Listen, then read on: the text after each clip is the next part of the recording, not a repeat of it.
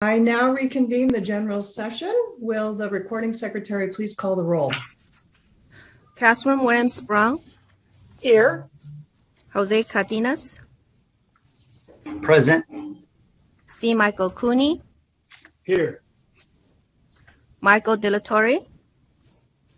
Present. Marisol De La Torre Escobedo. Here. Anna Marie Francois. Present. Makita Gwynno Shire. Present. Megan Gross. Present. Johanna Harwig. Present. Susan Aradia. Present. Perry Jackson. Here. Bonnie Clark. Present. Monica Martinez. Here. David Simmons. Here. Gina Sloan. Here. Kimberly White Smith. We have a quorum. Thank you. All right, commissioners, at this time, I would like to honor Commissioner Michael Cooney, whose term with the commission has come to an end. I know. Commissioner Cooney was appointed to the commission in May 2011, of all things. I couldn't remember how far back that was, Michael, but that's been a long time. During his term with the commission, he served as the chair of the Professional Practices Committee, and over the course of his career with the commission, Mr. Cooney has consistently shown his commitment to the safety and education of California's children. His dedication proved to be a valuable asset to the work of the commission, and his experience and knowledge has made him a valued colleague on the commission. You will be so missed. I personally always relied on your calm presence at the table, and you were instrumental in demystifying legal issues for me and for the rest of us, I know. You're always so thoughtful about your comments and your contributions and what your contributions can be.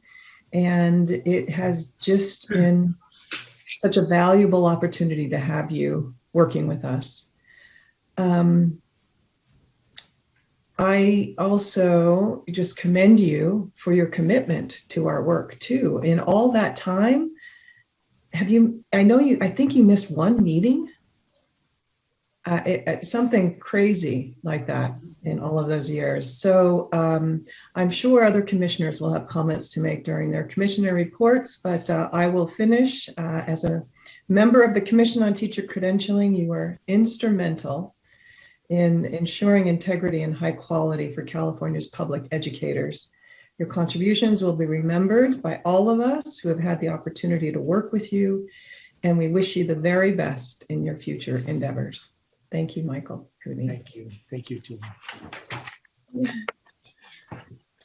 All right, next, I would like to congratulate Commissioner Marquita Grano Shire on her upcoming retirement. Oh, wow. I know, with the California State University system. Yeah, from her. And I know that she has been instrumental in gathering and participating in the higher education segments, coming together and coming up with solutions around our educator shortage, preparation issues, etc. So Marquita, you will be greatly missed. However, we want to wish you great happiness in your retirement. And I hope that you continue to share your experience and expertise with the commission and the education community.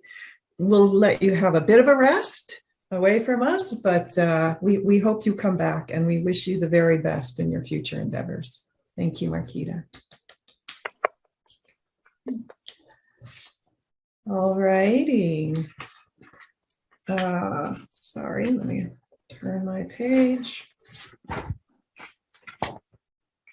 I would like now to remind everyone about the meeting procedures before we get to today's agenda. This meeting is being conducted via Zoom. Staff is maintaining a minimal presence in the commission building, but everyone else is participating from their own locale. With respect to microphones, we'd like you to know that everyone's microphone is muted to eliminate any background noise that may hinder others from hearing what's being said. Commissioners and presenters can unmute yourself, but please mute your microphone after you're done speaking. With respect to asking questions, commissioners, some of you may be using the video audio functions and some of you will be using audio only. Commissioners that would like to speak, please use the raised hand feature in Zoom. With respect to motions and roll call, because this is a teleconference meeting, we need to conduct each vote by roll call. Just before the vote, we'll remind everyone to make sure you are unmuted so that we don't miss anyone's vote. Zoom identification, we'd like to ask the members of the public who want to make public comment to check their Zoom identification. Your Zoom identification is the name used when logging into the meeting. It's important that this Zoom identification is accurate so we can call on you appropriately during public comment. Next, we will cover the public comment procedures. The committee chair will announce when the public comment period is open during the presentation of the agenda item and ask for anyone who wishes to comment to notify the meeting moderator. Individuals who join the meeting via the Zoom webcast will need to click on the raised hand icon to inform the meeting moderator that you'd like to speak on the item. The moderator will notify the individual when it's their turn to speak by calling their Zoom ID. At that time, the individual will be prompted to unmute their microphone and will be able to share their comment. The Zoom ID name used by you, the member of the public, to join the Zoom meeting will be displayed to the public when you provide your public comment. All right, individuals who join the meeting via the US toll-free number will need to press *9 on their phone to inform the meeting moderator that they would like to speak on the item. The moderator will notify the individual it's their turn to speak by calling the last 4 digits of their phone number and will allow them to unmute their telephone. At that time, the individual will be prompted to press *6 and will be able to share their comment. Please note only the last 4 digits of the caller's phone number will be displayed to the public when the individual provides public comment. Each of our committee chairs will have the discretion to set a time limit on comments depending on the volume of speakers seeking to speak on a particular item. We ask that you keep your remarks brief and focused on the particular item you are speaking to. You will get a 1-minute warning and will be asked to finish your sentence before being muted by the meeting host. With respect to recording, also, just like an in-person meeting, the meeting is being recorded. After the meeting, the archive video, audio and video will be available via the Commission's website. All right. Agenda item 1B is the approval of the September 2021 minutes. Do I have a motion to approve the September 2021 minutes? So moved by Commissioner Hartwig. I'm guessing seconded by Commissioner Cooney. Discussion? Yes, Madam Chair. Yes. I just wanted to raise at this point, I don't know how many sets of minutes I've looked at in the 11 years, but they have been incredibly well done. And Haiju and Rhonda working together. I'm sure Mary reads every word as well. They're really excellent. I've gone back and looked at meetings from the past, and it always is complete and picks up the information needed by history. And I would say of all the minutes I've read in all the organizations of which I've been a part, these are the absolute best. So I'm really pleased, of course, every time I get the chance to move to approve them. But I think special recognition is well deserved. Thank you, Commissioner Cooney. Couldn't agree more. Thank and that you. is very high praised. So thank you all, Haiju and Rhonda and Mary and all who work on those minutes. And congratulations for doing such a good job. Other discussion? All right, will the recording secretary call for the vote?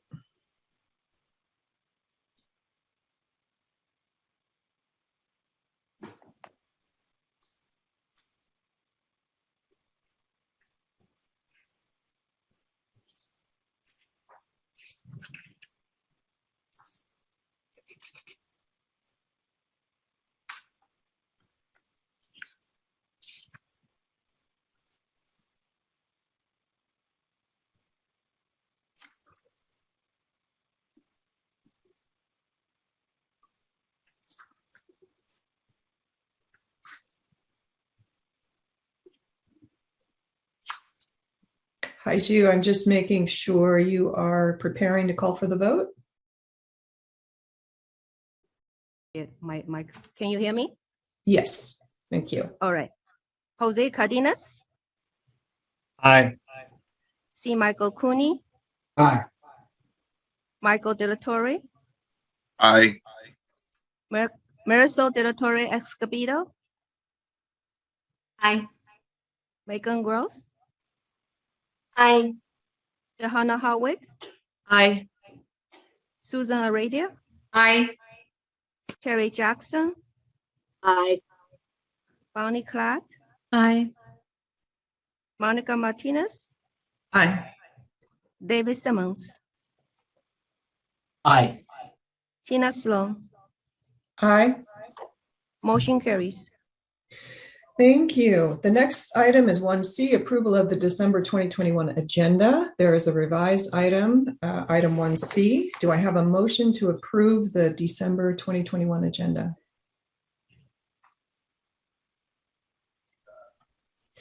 Moved by Commissioner Klatt. Do I have a second?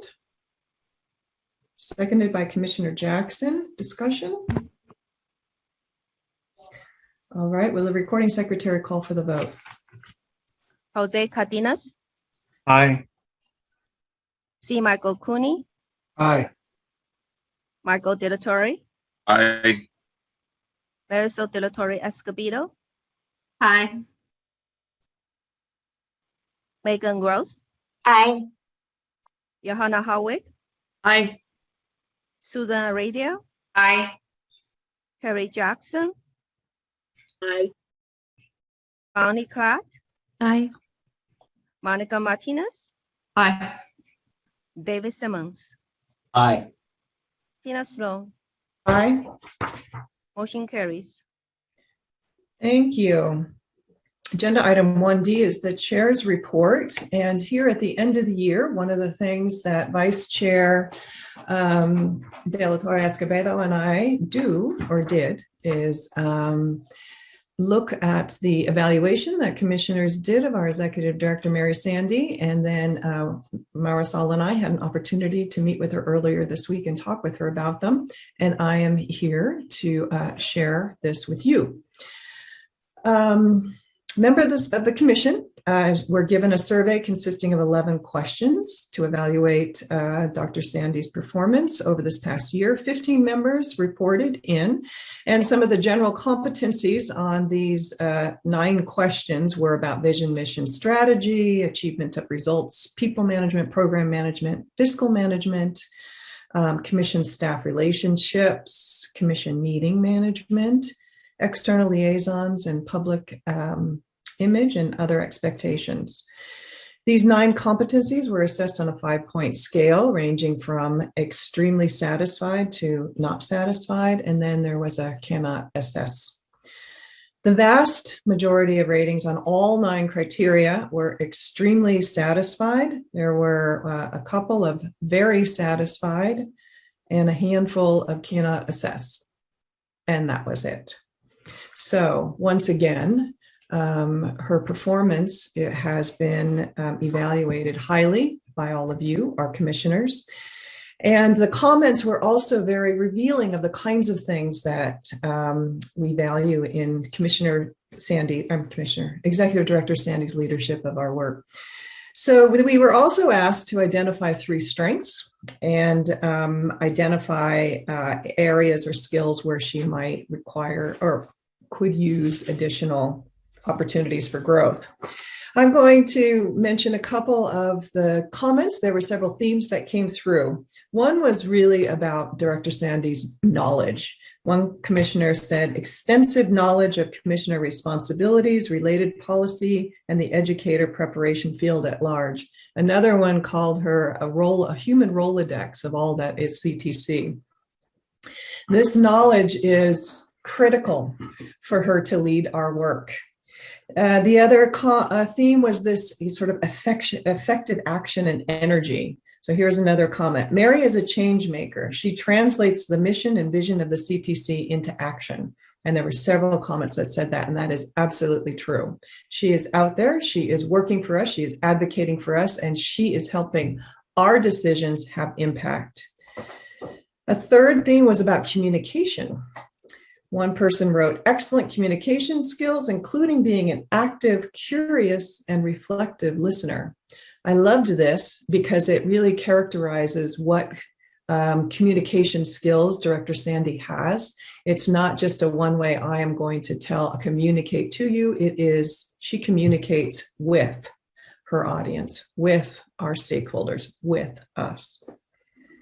A fourth theme was about collaboration. One commissioner wrote, Mary conducts her work collaboratively and is held in high esteem by educators, higher education leaders, funders, stakeholders, and researchers in California and across the nation. Mary grounds her collaborative skills in both humility and expertise, along with respect. That was so eloquent, couldn't say it better. Many commissioners also spoke to her collaborative way of engaging in the work. Finally, there were words that came up over and over. In terms of the three strengths, one commissioner wrote knowledge, humility, compassion. Another wrote passion, compassion, thoughtfulness. These words came up throughout, and these are the things that I think of when I think of Commissioner Sandy's work and how important they are. Passion, compassion, thoughtfulness. We're in the business of educating. All of us here at the Commission. We're in the business of caring for and teaching children. We're in the business of supporting and holding our educators to the highest potential for the children that they serve. And this is a role that requires compassion and passion. And Mary exudes passion and compassion, I think, every day in the work that she does with us. What are the areas in which the executive director would most benefit from additional development of skills or knowledge? Everyone said, can't really say. Nobody could really come up with anything, but one commissioner said, I really can't think of any, but I think it would be ideal and probably not possible, but to get into more schools, K-12 and now pre-K, particularly those that are more innovative.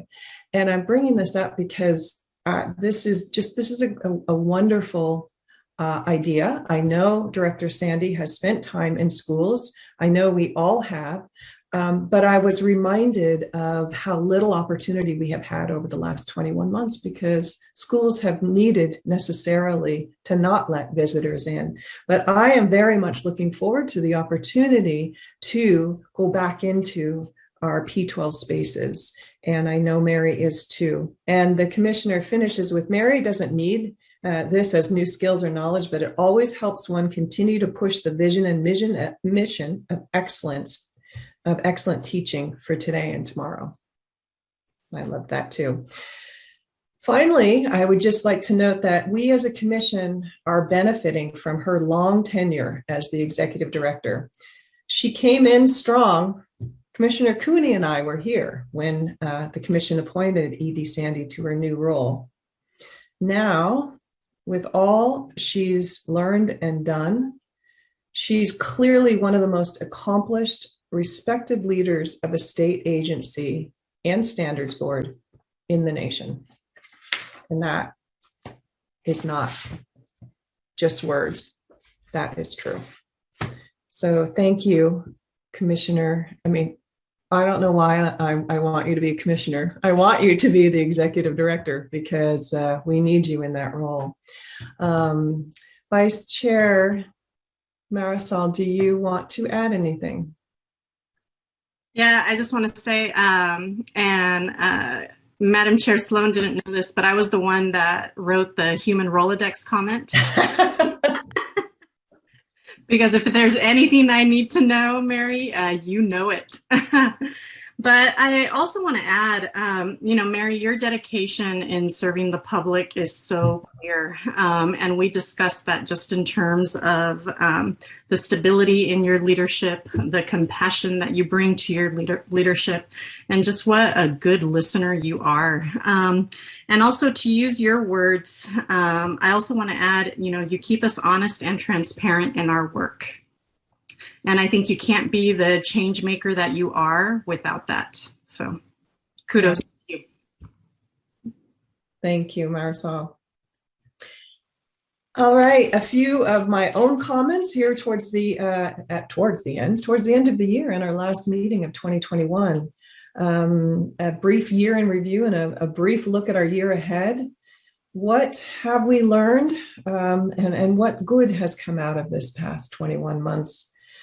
Just a few things I have noted of the good. Our focus on the whole child. This is coming up more and more in our work, and that is so critical. All of the elements of learning, the social, emotional, academic, mental, physical aspects of learning and well-being are much more a part of our work. The well-being of educators. At no other time, I think, have we been more aware of the need to support the well-being of our educators in schools. They are being pushed to the limit. Many of you here are experiencing that yourselves, and we have a responsibility to care for our educators, that we set standards for, that we license, that we prepare for our students. And I know we hold that in our hearts and minds as we do our work here. We have been doing many monumental things to address the shortage of educators in our state. We have our COVID flexibilities that we will be talking about today. We have, in conjunction with the legislature, made great strides in how we think about basic skills and subject matter requirements and how to meet them. We have an inordinate amount of money going into grants to support programs new and expanding to help prepare more educators to be spectacular and excellent for the kids. The other thing I would say is partnerships between P12 and higher education. At no time have we really understood the critical need. We've all had to coalesce around the needs of new teachers going into the field who were not as prepared or didn't have the time and opportunities as they did in the past. And the people who are coming together to support our new educators in the P12 and higher education space in new and innovative and hardworking ways is an inspiration to our work moving forward. And I think we can continue to grow this area. PK work, boy, is this an exciting area. And this is something that we are going to continue to work on a lot in 2022. And finally, our awareness and learning and focus on the equity and justice issues in education have been and must continue to be the center of our work. And I thank you all for the knowledge that you bring, the expertise that you bring, the passion that you bring, the compassion that you bring to all of these areas of our work this past year and moving forward. At that, I will now turn it over to the Executive Director for item 1E for the Executive Director's report. Mary? Thank you, Madam Chair. And thank you, commissioners, for your feedback, your review of our progress this year, for your reflections on and the priorities that you've set and that we've set together. I'm deeply honored to work with you. I hit my 10-year anniversary in this position on November 1st. And it's been quite a decade. We've come quite a distance since those days in 2011 when we were in a recession, when we were coming out of an audit that held us accountable for and the need to really significantly shift some practices. And this commission has been such a steady, strong board to oversee the work that we do and to set our eyes on the right goal horizons. So I'm deeply grateful for your feedback and humbled by it. there is nothing that could be done in this building without the extraordinary team of people that we have here inside this building. Many of them are sitting inside this room who get the work of this commission done, and they bring a level of dedication to it that is above and beyond. It's above and beyond what you expect, perhaps, from state government work. And I'm incredibly fortunate to work with this team. We've had some significant changes in our leadership team. Some long time, cornerstones of the building have moved on to retirement, and we brought in some fresh leadership as well. And Commissioner De La Torre Escobedo, you mentioned to me when we spoke early this week, you commented on how stable everything appears to be, even though we've had these significant changes. That's a testament to the people that I'm sitting in a room with right now, and the people who aren't in this room but are on the screen. We have an extraordinary staff, and I'm grateful for the continued opportunity to work with you and to work with them in all the work that we do. I'd like to add my thanks and my congratulations to Commissioner Grunow-Shire. Marquita, you have been a thought partner and a problem solver and an inspiration to me personally, professionally, and in this work together for as long as you've been here, even before you were in this position, while you were the dean at Cal State Long Beach. I remember our conversations and the contemplating our circumstances and how we were going to manage whatever the situation was to move forward. And I've been so grateful for that partnership and that ease of access and communication with you. I will miss you at this table. I'm glad that you get to stay with us for a couple of months past your retirement and help us onboard whoever comes in to represent the California State University next. But congratulations and thank you for everything. And Commissioner Cooney, I have notes in my file, little Post-it notes, just notes that I write after conversations that we've had since my very first days here, where you've been a voice of encouragement and stability. You've reminded me that we can't have fires on all borders at the same time, right? That's maybe what I have to pull out and put in the middle of my desk occasionally. And remember, we keep a limit on the number of fires we've got burning. But I have so appreciated your partnership in this work and the ways in which you have recognized our needs at the staff level, for your voice and your presence. You've been just such a strong presence and partner for us as we've shifted completely the ways in which we do educator misconduct review and oversight, helping us with the Committee of Credentials, in every conceivable way. You've been just the consummate board member and commission member. I will miss you in this role, but I'm very hopeful that as an alumnus of this body, our paths will continue to cross, and that we'll have opportunities for reunions together as we come out of the COVID experience that we've all been having. So with that, I will turn it back over to you, Madam Chair, and thank you all. Thank you, Mary. Okay, agenda item 1F. Do any commissioners have items to report? All right, Commissioner Brown. Good morning, everyone. I'm going to just start by saying how my thanks to Michael and Marquita for helping school me in what it means to be a commissioner and what it means to be a representative of higher education. Marquita, you've really, you've been such a support for all levels of education, and I've really personally appreciated how much you have partnered with me in the connections between special education and early education, and how much that influences the development of children, teachers, and their families. So thank you, and we'll still stay in higher education no matter what our titles are. And Michael, serious, focused, but also able to poke me a little bit. I'll never forget the comment that you made that you felt like you had taken a course in what early childhood education was, because I talked your ear off so often.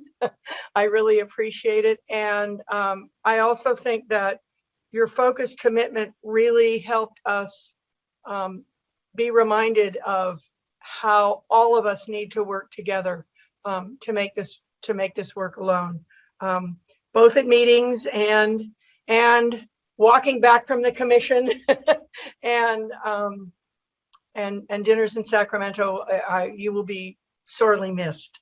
And both of them, everyone who's listening, bring not only their expertise and their intelligence, but a sense of deep caring and commitment. And that's what I wanted to bring up today as the member of the community colleges. This commission has really helped support, and Mary's been a champion of it all along, to include our youngest citizens in public education. And the combination of what our chair said about the well-being of educators, it really is underscored, and looking at the whole child and the whole person, both the teacher and the learner. I know that is really big work, but in the community colleges, we've been trying to set the foundation for teacher preparation for decades, and are excited about continuing it. And now that that we're moving into pre-K, the ECE pilot work is been met with much enthusiasm. I have been meeting with many of our partners in community colleges, early childhood education, elementary ed, special education. And this new work around the ECE specialist credential is being met with much, much excitement and a breath of relief that teachers in early education can now be considered, quote, real teachers.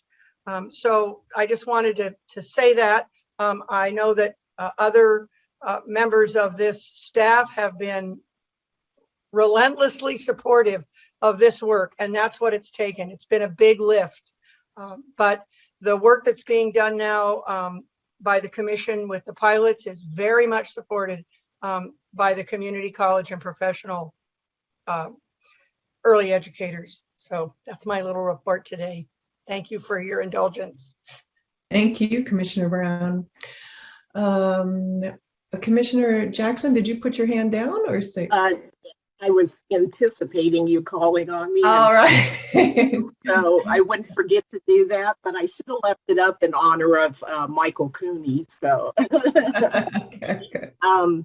First of all, I just want to, before I say some personal notes to Marquita and Michael, I just want to highlight and promote an exciting program out of the Teacher and Leader Policy Office at the CDE, which is the office that I work in. My colleagues and my manager have been furiously putting together California National Board Incentive Program. And it has two parts to it. One of the parts, the subsidy part of it, in which any educator who's interested in pursuing national board now has the opportunity and will have, the money to help them do that. And the application is now open until I believe like February of next year. And so I wanted to make sure that the word is spread far and wide for any educator that's working in our high priority schools that want to pursue national board. That opportunity is there and is available now. And then at the beginning of next year, the second part of this incentive program, which is what we're calling the incentive for current national board educators who hold the national board and will and work in high priority schools, will have the opportunity to earn $5,000 for the next 5 years, each of the next 5 years, if they apply for that. So all of the information for this incentive program is on our CDE website. And I just want to make sure that the word really gets out there. And I'm hoping in your capacity, fellow commissioners, that you will really promote it.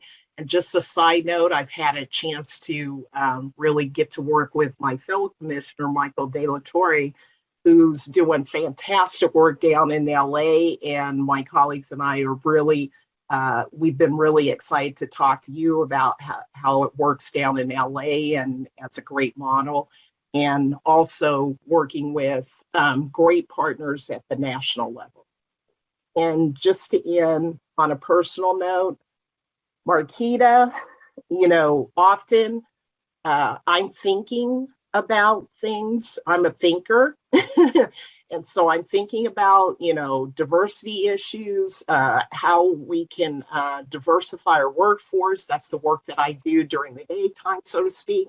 And you will say the words and I don't need to say them. You say them, you put them out there, and I'm like, right on. And I will surely miss you, but I know that next chapter into retirement is exciting, and I hope you enjoy it. And Michael, I've learned so much. You've been that calm voice, especially during closed sessions where it can be, rather intense.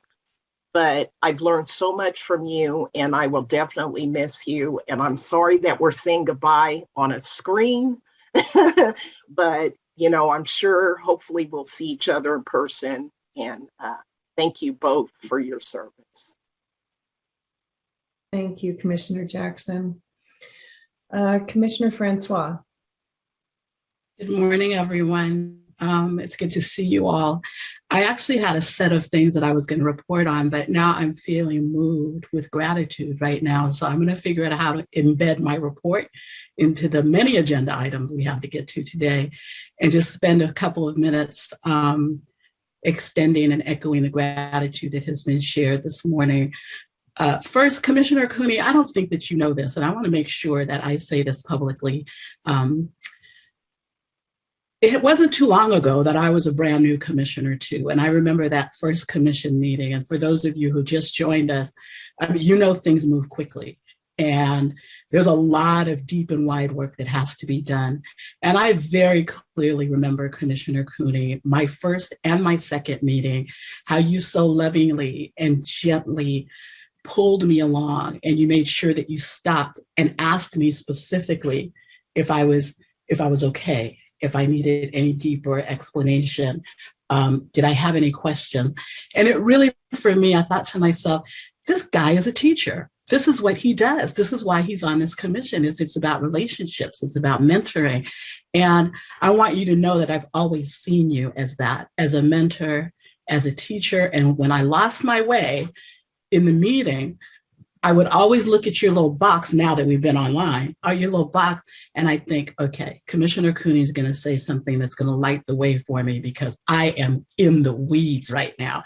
And more often than not, that's exactly what you did. So I just want to thank you so much. It has been my pleasure to work alongside of you in this commission. This next gratitude, I'm going to not cry. And if I do, it's okay. I cry publicly.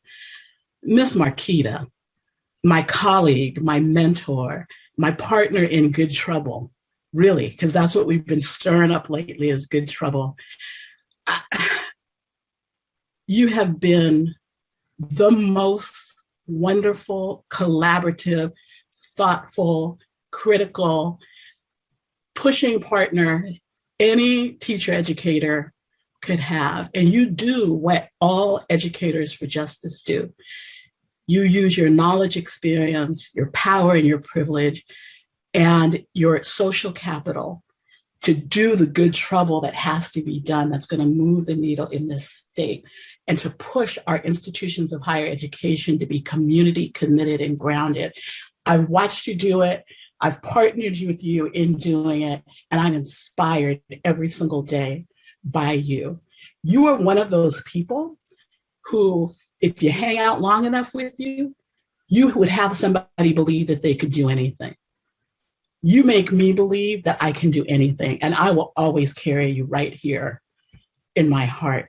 I'm so glad that the commission brought us together in such meaningful ways.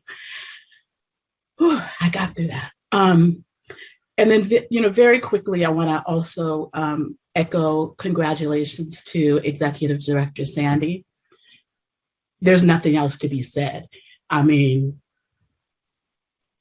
you are doing the dang thing in this state. See how I clean that up, everybody?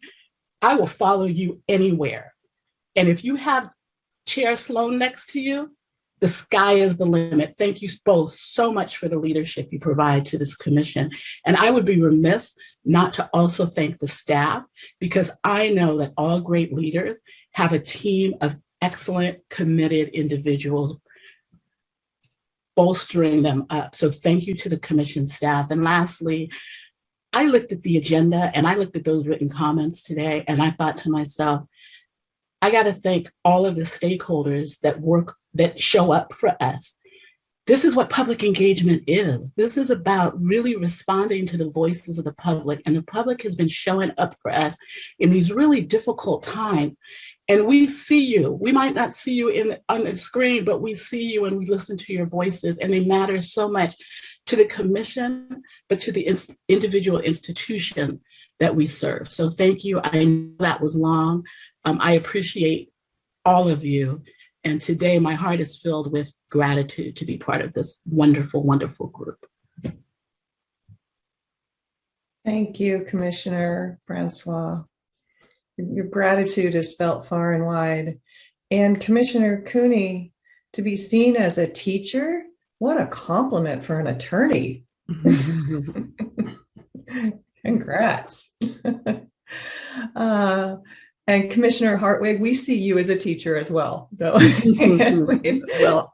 thank you. I appreciate that. And I want to jump on the appreciation train here for Marquita and Michael and Mary. Marquita, I will be repeating what others have said, but I have learned so much from sitting on the commission with you. I was thinking about how much I have learned from your questions, not only your observations. You come up with such perceptive, insightful questions that cut right to the chase and that are provocative and make me think in new ways. And I have really appreciated that, and just getting to absorb some of your years and years of experience and expertise in the field as someone who is not professionally in this field is an incredible boon to me, along with what I learned from all of the other commissioners. So thank you so much for that. And congratulations on your upcoming retirement. And I hope you really get to enjoy such a well-deserved next chapter after what you have done for our state and for our children and for our educators. So thank you so much. Michael, I really want to give you a very heartfelt thank you for the welcome that you showed me coming onto the commission 3 years ago.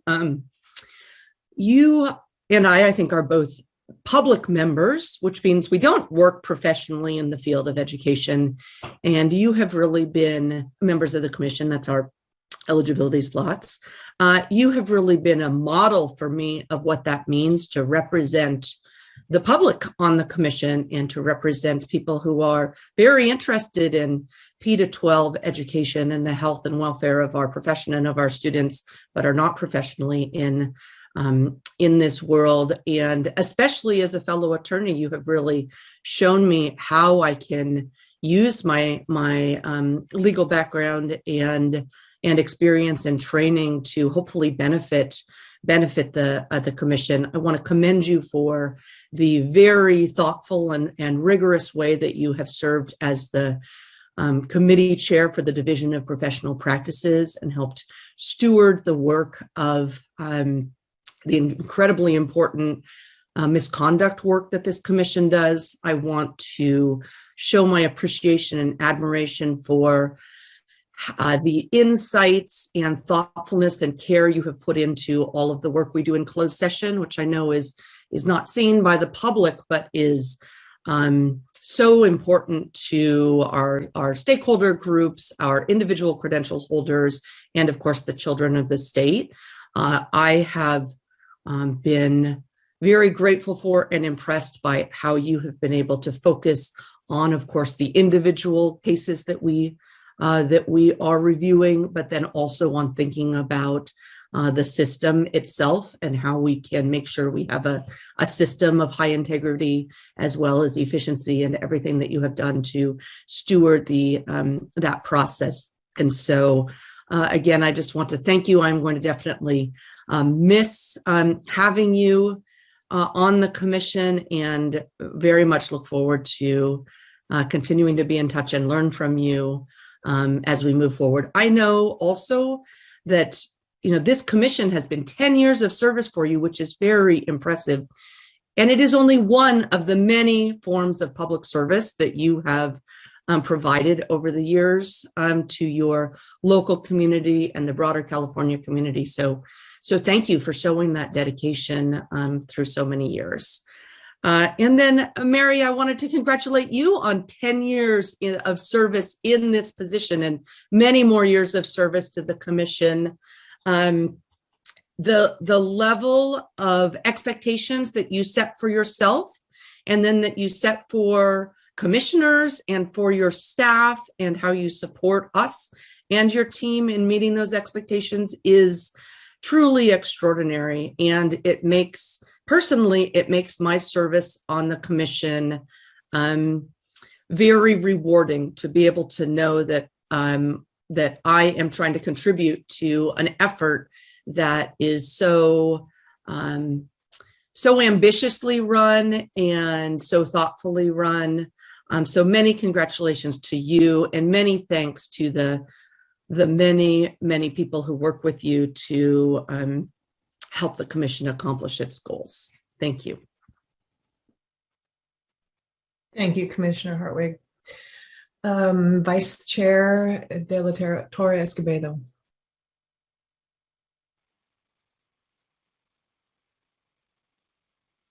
You are muted, Marisol. Thank you. Hit that mute button. I also want to take the time to honor some of our all-stars here. Commissioner Greno-Shire, thank you for being the all-star educator that you are. Your ability to look at the big picture and bring the pieces together when looking at teacher preparation, early childhood education, special education, and more. Your comments have been so valuable to me at these meetings in helping me understand our work. I'm going to miss them because you just have a way of pulling it all together and making it, helping us look at the big picture. I'm sure you have a lot of, future experiences planned in your retirement, and I wish you such a happy and joyous one. Thank you. Thank you for your work with us.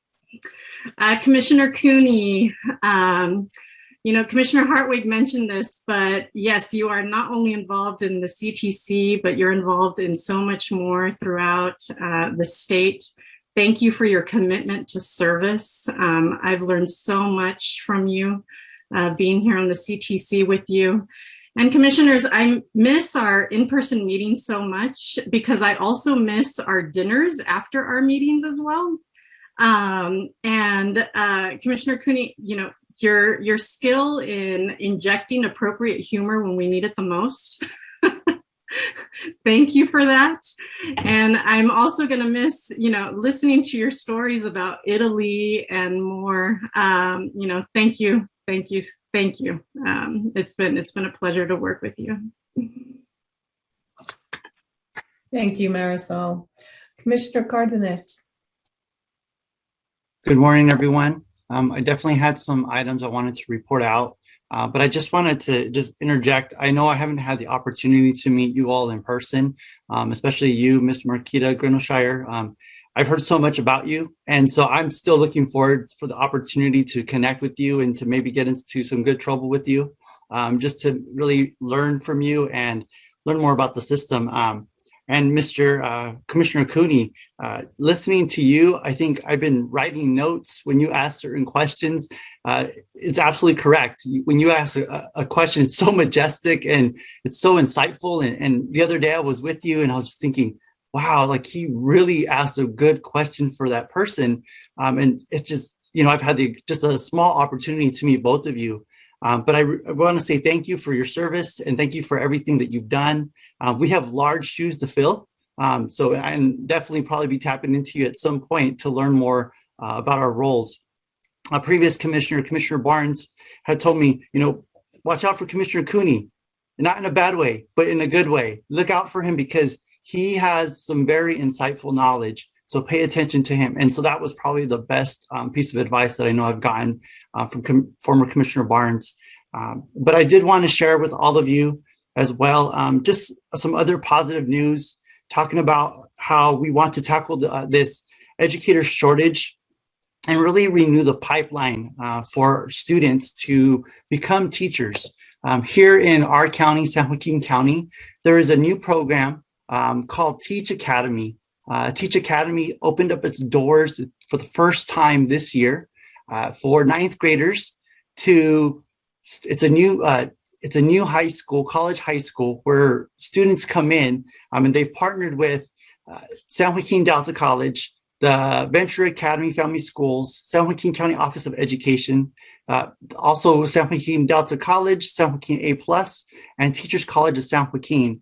In this huge partnership, what students will be able to do is complete their high school diploma, obtain their AA, also go into a local university, and then come back to Teachers College to be able to become teachers in our community.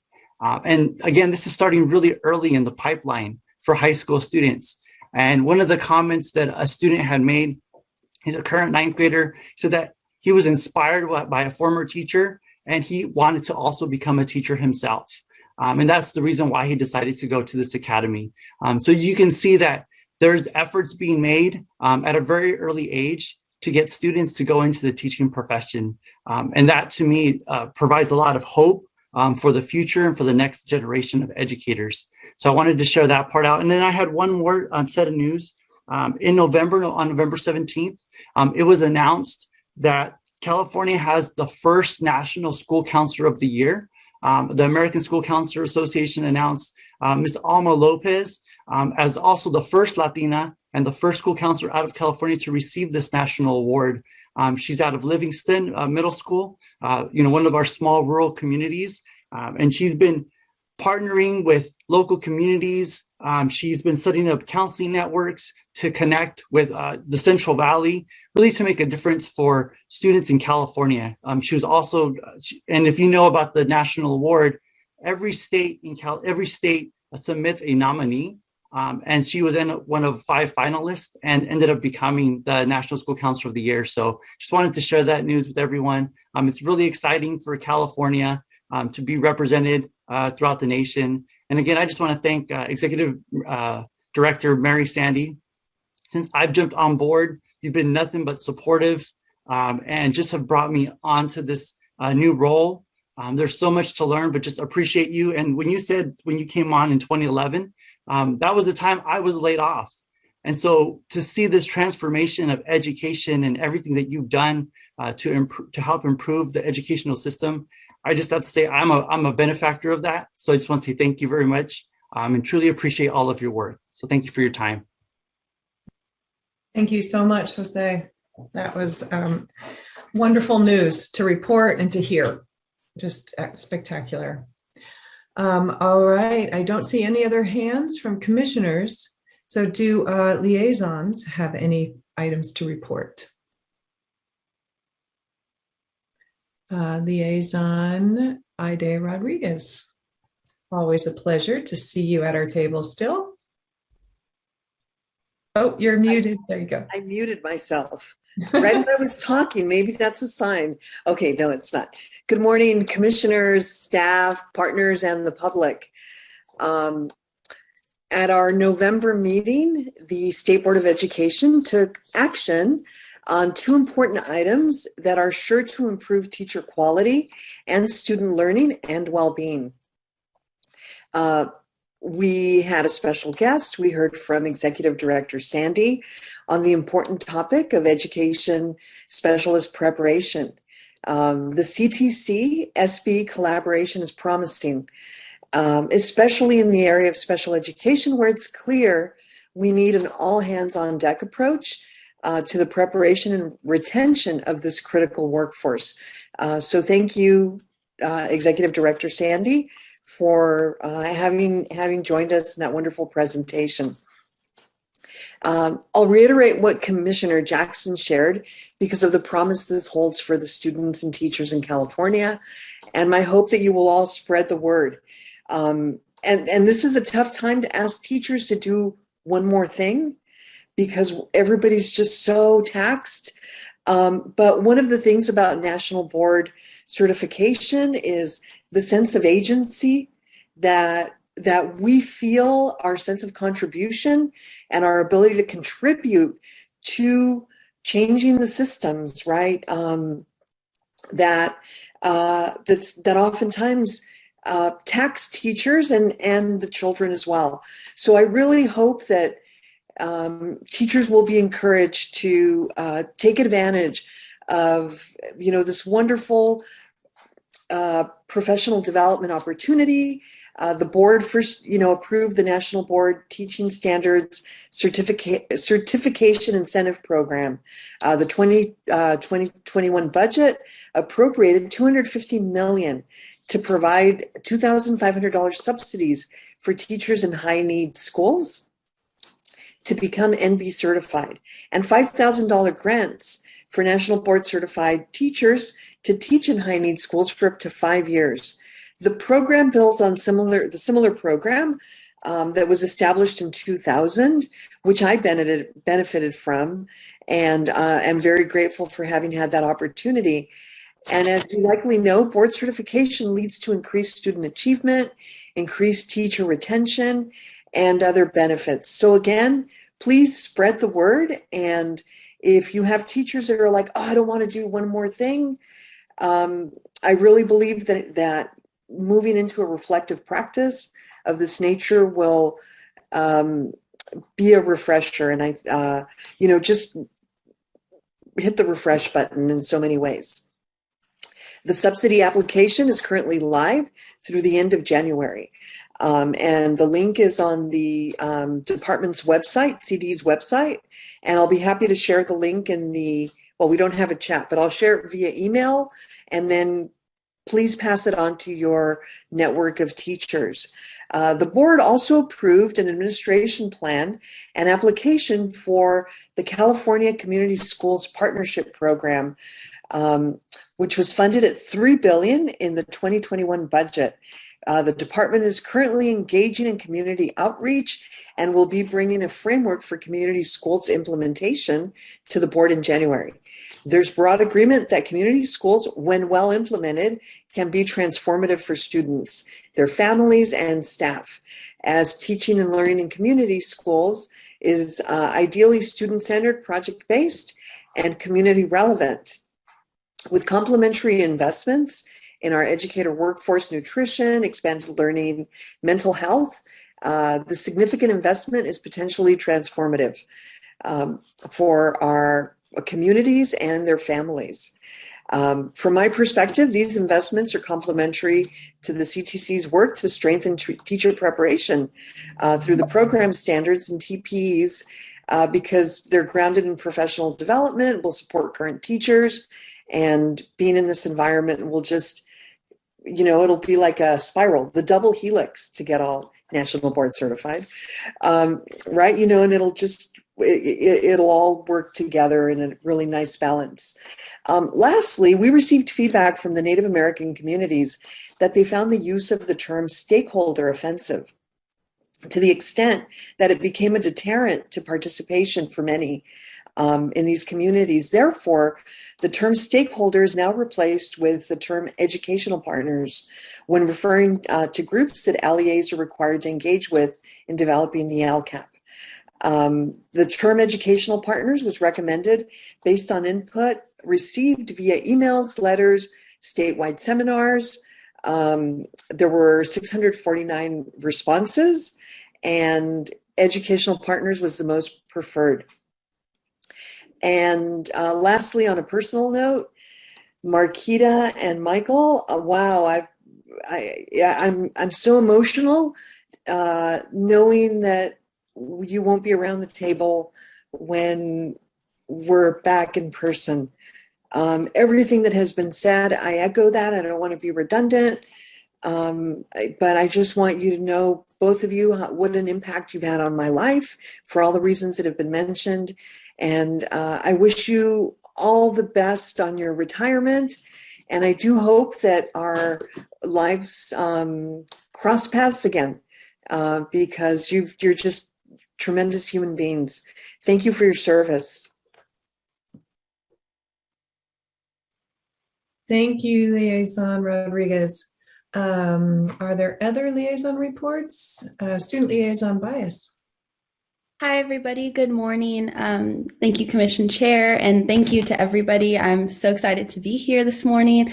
I would also like to extend my warm congratulations and warm gratitude for Commissioner Cooney and Commissioner Grano-Shire as well.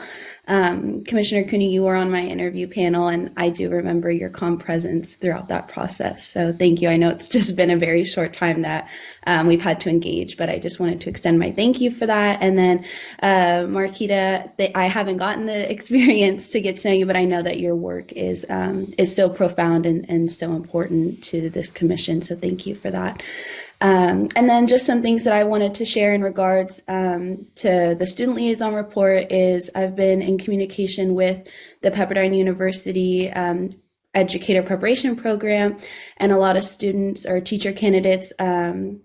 There's been a lot of discussion about clarifying the regulations in regards to the subject matter competence. And so I'm very excited to see that on the agenda for today. So that'll be great to discuss and hear back.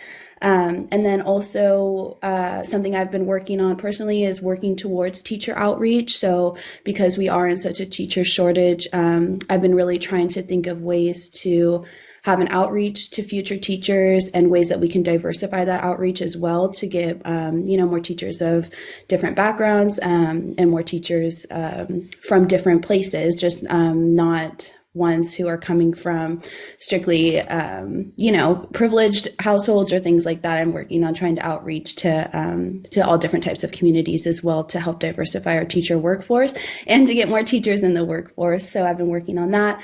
And then lastly, I just wanted to share, I'm finished my clinical 2 for student teaching, and I recently received this from my students, so I hope everybody can see that. It says, "Thank you for helping us grow," and it's each of their fingerprints, to make a picture. And I just wanted to share this with everybody because I think it just is a good reminder how resilient these students are, and it definitely has pushed me to want to continue my passion work as an educator, as well as this opportunity I have as a student liaison with the commission. So I just wanted to, as cute as it is, it definitely is a reminder on how resilient these students have been throughout, goodness, this past year, right? And it definitely speaks to educators as well, that this idea of resiliency is something that I think is echoing through all of our educational institutions. So I just wanted to share that little tidbit as well. But thank you for this platform, and thank you for hearing me out. So Thank you, Student Liaison Baez, for all of your work that you were doing, and for sharing that wonderful piece of your students and reminding us of resiliency. Thank you. Commissioner Grano-Shire. If I just might take a word or a moment to say thank you. I don't have a report, but I highly recommend retiring because people say the nicest things about you. This has been a whole month of lovely sentiments, and I thank you so much for your kind, heartfelt words. I've had the opportunity to represent the commission and the CSU on a lot of national activities in my seat, and there is no other group of people across this nation that works better or harder or with more passion than this group. And it has been my honor to be a part of you. as Mary said, you're going to see me again next year because we are in the middle of the search for the next assistant vice chancellor. And so with Mary's kind invitation and my supervisor's kind permission, I'm going to stick around for another month or two and help onboard the new person. So I hope I get to see you in person in spring. But again, I thank you so much for your kind words. Commissioner Cooney, I wish you the very best in your next journey. I too have benefited from your wise and profound way of doing this important work. And I love that you've been described as a teacher. That's the highest honor. So thank you all again. Thank you, Marquita. And you said Mary's kind invitation to have you back. There was nothing kind about that. That was all calculated. All right. Before I recess the general session, I just wanted to note that Friday's strategic planning session is going to be a working session. We are going to dig in, we are going to work, so plan for a few hours that we are going to be engaging that, just so you know what to look forward to there. All right, with that, I now recess the general session and move to the Educator Preparation Committee. Commissioner Martinez, will you please convene the committee? Great, thank you. I almost feel like the party pooper here to get past all the great celebrations and gratitude that we've had for our colleagues. So before we move to business, I will also join in saying my fond and very, we'll miss you both, Commissioner Cooney and Marquita, and you guys are wise beyond wisdom for sure. And I always look to the two of you for guidance when it comes to our accreditation and our credentialing and our conduct. And so we'll miss your leadership there because I always look to you both for your expertise. And it is one thing I really love about being on the commission and the way that it has been formed with the diversity of perspectives and representatives from the legal field, from higher ed, from teachers, from personnel, from counselors. So that's a really nice transition as we move into our work for the day, is appreciation not for the amazing leaders only of Marquita and Michael, but for all of you for the different perspectives you're going to bring today to our agenda. So with that, I'd like to call the December 2021 meeting of the Educator Preparation Committee to order. We have 7 agenda items. 6 of the items are scheduled for today, with 1 more tomorrow morning. As Anne-Marie pointed out, we have multiple public comments on a couple of these, and so we are in for a very good day of some really deep thinking and decisions around here. We will announce when the public comment period is open following the presentation of each agenda item. Members of the public who wish to comment will be asked to notify the meeting moderator in the following ways. Individuals who join the meeting via the Zoom webcast will need to click on the raised hand icon to inform the meeting moderator they'd like to speak on the item. The meeting moderator will notify the individual when it's their turn to speak by calling out their Zoom ID. Please remember that the Zoom ID is the name used when logging into the meeting. At that time, the individual will be prompted to unmute the microphone and will be able to share their comment. I'm sure we all look forward to a day where we're not so dependent on Zoom and all of these protocols. Individuals who join the meeting via the US toll-free number, old school, will need to press *9 on their phone to inform the meeting moderator that they would like to speak on the item.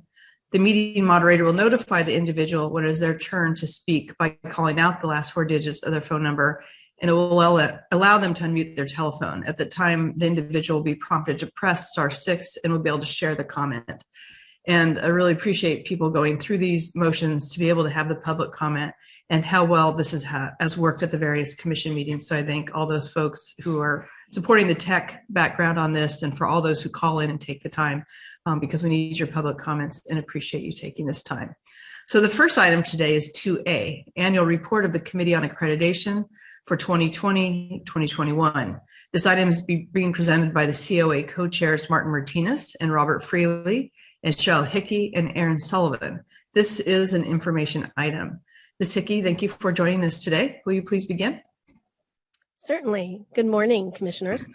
I'm pleased to present the annual report of the COA to the Commission. I'm joined in this presentation by my partner, Aaron Sullivan, Administrator in PSD, and our 2 current co-chairs of the COA, Dr. Robert Frelly, who is Director of Music Education at Chapman University, and Dr. Martin Martinez, Director of School of Education and California School Leadership Academy at the Sacramento County Office of Education. I also want to acknowledge the efforts and the works of our co-chair from last year that this report represents, Dr. Anna Moore. She is currently a principal and was not able to get to be available today, but I want to acknowledge her work. This agenda item is the report of COA that's presented to you every December, and it's required by EdCode. It's presented in 3 parts, and it's organized to address the purposes of accreditation as delineated in your accreditation framework. Before we begin, I'd like to publicly express my gratitude to PSD analyst Michelle Bernardo for all of her assistance in compiling much of the information that went into this report. So thank you, Michelle. This report represents the work of all of the PSD staff. They all contribute in some fashion to accreditation. The dedicated members of the Committee on Accreditation and hundreds of volunteers from the field without whom we could not operate the accreditation system. I hope you all had an opportunity to read the letter on page 2 from the co-chairs, because I think it encapsulates the sentiments of where we are collectively coming through this pandemic. And this letter mirrors what Chair Sloan said in her director's report, or her chair's report at the beginning, with identifying some of the things that we've learned this year about the importance of the whole child, the understanding of the trauma that children have been through, and those kinds of things. So it really has raised those to the top of the agenda. This report includes an executive summary on pages 5 and 6 of some of the highlights of the work of accreditation in 2020-2021. There are 3 main sections to this report. The first section focuses on some of the general accreditation activities undertaken in this past year as part of our work plan. Most of it is focused on staff work. Section 2 focuses on the decisions made by COA around accreditation visits, revisits, program approvals, status changes, and the variety of other activities within the accreditation cycle for the institutions and their approved programs. And then finally, section 3 focuses on our current work plan for 21-22. So with respect to section 1, I know you've read the report, so I'm not going to go through it all with you, but I wanted to highlight just a couple of things. A lot of what staff did in 2021, as you can imagine, was around navigating the current changes in the pandemic and how that impacted their candidates as well as their programs. So a lot of beefed up communications, technical assistance, collaboration with the field, making sure that programs understood the requirements and the flexibilities and all of those kinds of things, as well as our normal routine accreditation activities. So you'll see that we highlighted 22 program sponsor alerts that we created to make sure that this is our official notification to the field, to the program sponsors, so that they had good, reliable sources as things change so quickly. We continue to use the PSD e-news every Friday, or almost every Friday during this pandemic. It goes to 3,500 individuals that are all involved in programs implementation. So that was a really important tool for us as things changed and as things were in such flux through the year. Our staff continued to hold office hours. We started these during the pandemic.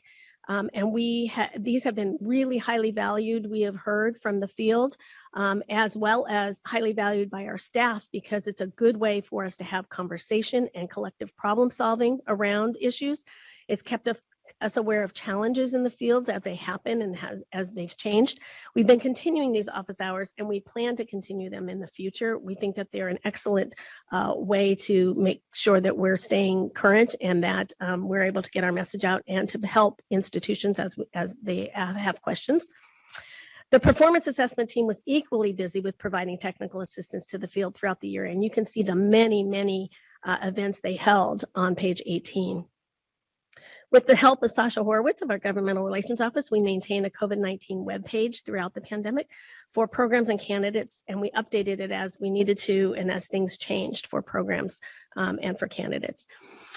As you all know, the initial institutional approval was also a busy year last year, as we were finally getting all the way through the 5 stages. We had adopted this new process a few years ago, and it has taken this long to get some of the institutions all the way through. So that was a really important milestone, I think, for last year. We brought several new institutions. 15 new institutions went before the commission You all saw those as we went through IIA. Some of the routine accreditation work happens because of the dedication of the staff members and the volunteers. So I wanted to make sure that we mention those. And I think our two co-chairs will talk a little bit more about those. But staff did review a number of preconditions, quite a number, 840 general preconditions and over 1,500 program-specific preconditions. The reason we do that is to make sure people remember what's in the statutes and what's in the commission preconditions, and to keep them the fidelity to those, and then provide technical assistance where we see that maybe an institution may not be in compliance with those. Program review, we're going to talk a little bit more about that, but I just wanted to mention program review and common standards happens in year 5 of the accreditation system. And this year it was all done virtually. I want to acknowledge the many volunteers who helped us through this process. Erin Sullivan shepherded this whole thing, and she's my partner here and has done a fantastic job with doing that, and she can give you some more insight on that. But again, that may be part of what we continue in the future. It not only saves money and time for our reviewers, but it allows us to sort of spread the wealth. We get more people that are willing to do it when it's virtual, and with our new system that requires a little less back and forth. So it's prescribed evidence, and they're able to do it in 1 or 2 days. So it's been very, very successful. The numerous site visits took place, and I'm going to leave that to the co-chairs. And I wanted to mention just a couple other things. BIR training, Board of Institutional Reviewer trained. We were able to train 97 new individuals to help us through to be part of the accreditation system and to be part of our reviewers. Kara Mendoza, I want to acknowledge her work in leading that team, that training. And then I want to mention our annual accreditation data system and our dashboards, which is, part of the work that we started just a few years ago. We continue to refine it and to work on that. Our teams are now using it regularly for institution accreditation site visits. They are really delving into the data, and that was always one of our aspirations, to make sure that teams were looking at the data, both the outcomes data as well as survey data. So we're using that really well, and that will continue to be refined as we move forward. We've incorporated this year performance assessment data in there, not quite EdTPA data, but we hope to do that this year. But we are moving that into the data dashboard and data system. So that's really exciting work as we fill out that work. There's a lot more in section 1 that you can read about. I wanted to mention 2 more things. We are continuing to work with the national accrediting bodies, AQUIP and CAPE. We are continuing to coordinate with them. We have 2 of our first visits coming up this year for the new AQUIP. So we'll be experiencing that for the first time, but we've been working closely with the AQUIP and the CAPE staff on those.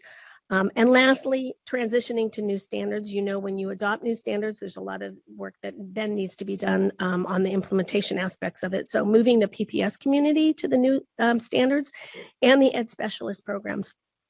Staff has been working really, really hard on that, providing technical assistance, review sessions, development of regulations, lots of detail level work. And I want to acknowledge especially Sarah Solari Colombini and William Hattrick on Ed Specialist and all the work they've done there. Karen Sacramento and Roxanne Purdue, and now Catherine Taylor on PPS, including the regulations.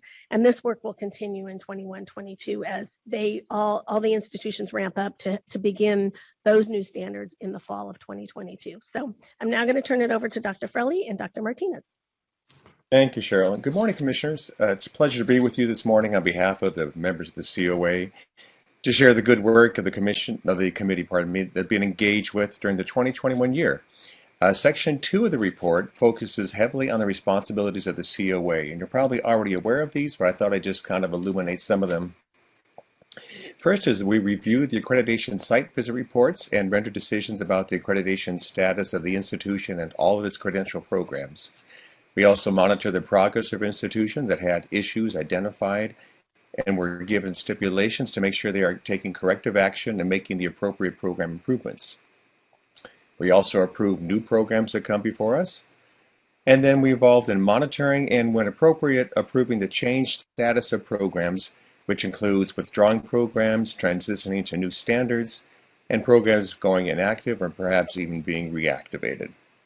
So to summarize last year's COA activities, we rendered decisions on 36 institutions and that had an accreditation site visit. And that's all noted within the annual report.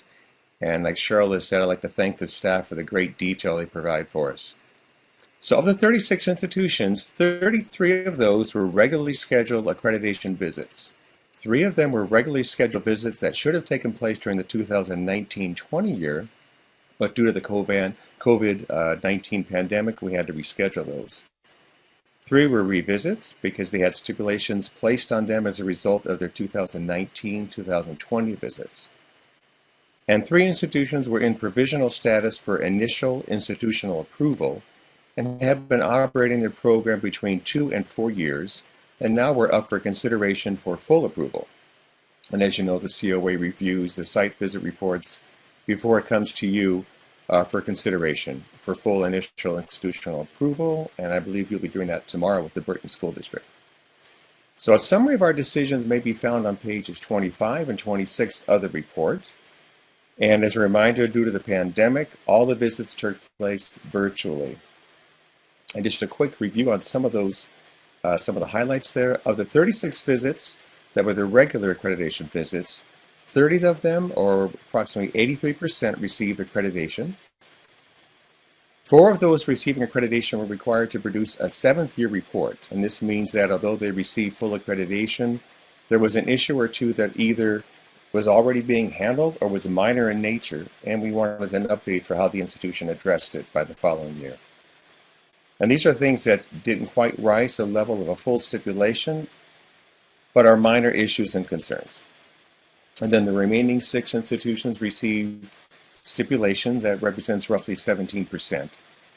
And of those, 4 with stipulations, 1 with major stipulations, and 1 with probationary stipulations. And all of these institutions are being monitored. Some are submitting quarterly reports, and all are required to redress the stipulations within 1 year. Also noted in the report are institutions that were reviewed and were deemed to have met all of the standards, and you'll find that on page 27 of the agenda item.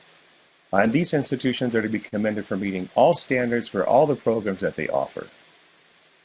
The section also summarizes results of the standard findings, and this year, it seems to be year after year, the most challenging one is Common Standard number 4. That's one that's dealing with continuous improvement. And it seems to be the area is in the data, both how the data is collected, from whom, with what educational partners are collecting it from, and how it's analyzed to promote continuous improvement. We also find that with Clinical Practice Standard number 3 seems to be the next challenging, and 5 of those standards have been met with concern.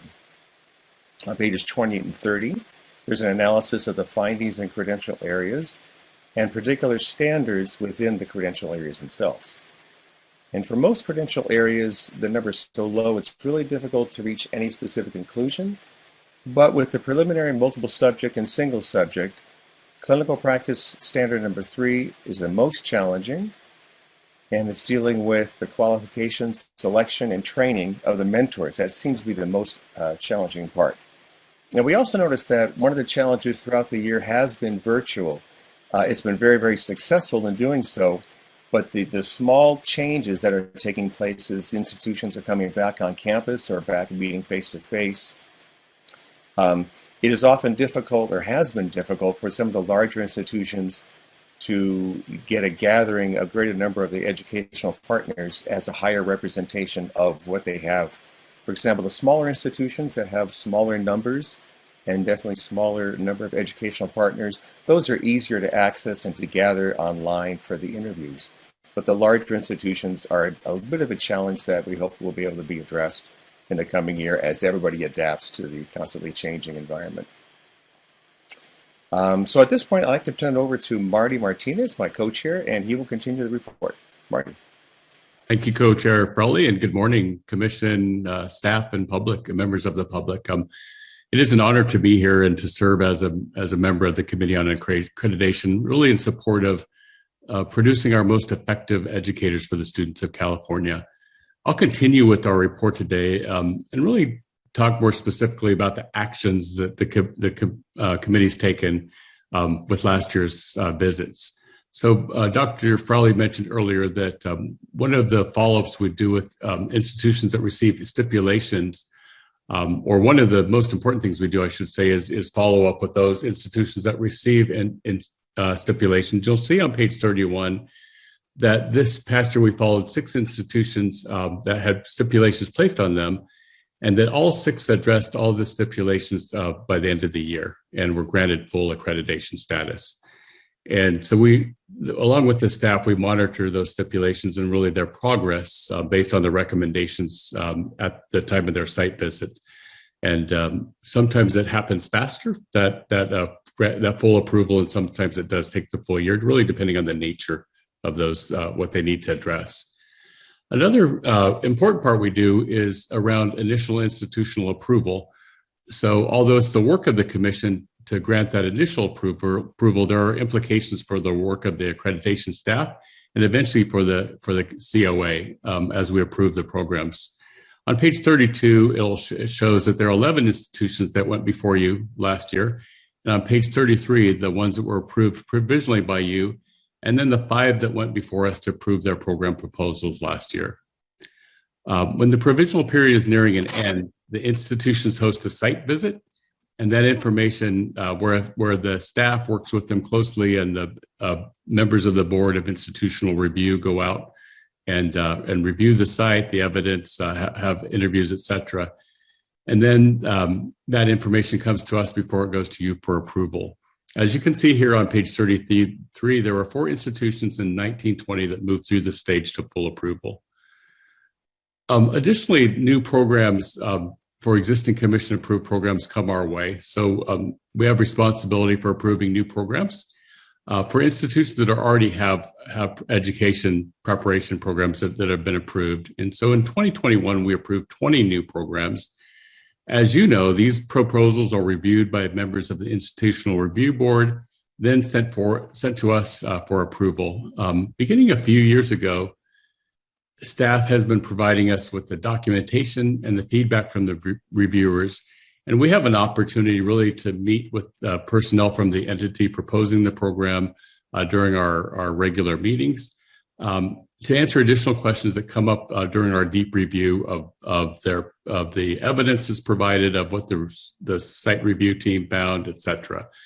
And so this process really seems to be working well, as it ensures that we aren't just rubber stamping those proposals, and that there's been ample time for the committee to really weigh in, to review the proposals and get the feedback that comes up as we're reviewing that evidence.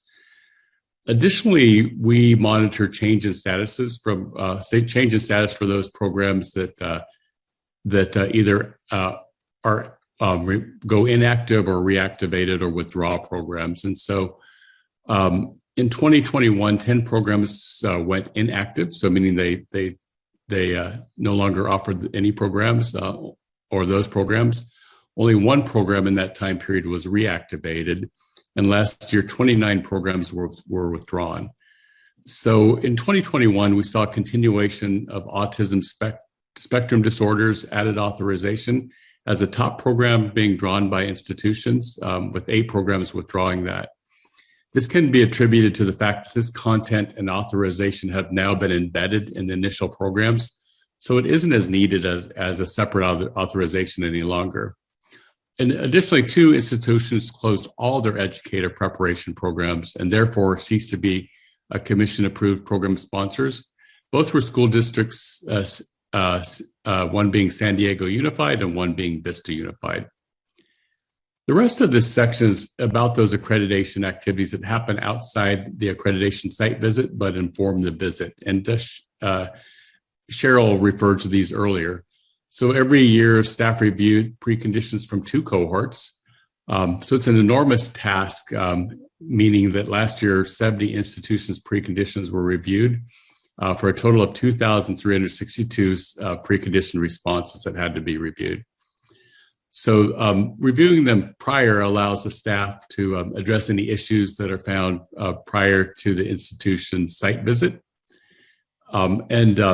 Additionally, each year, 1 cohort goes through program review and common standards review.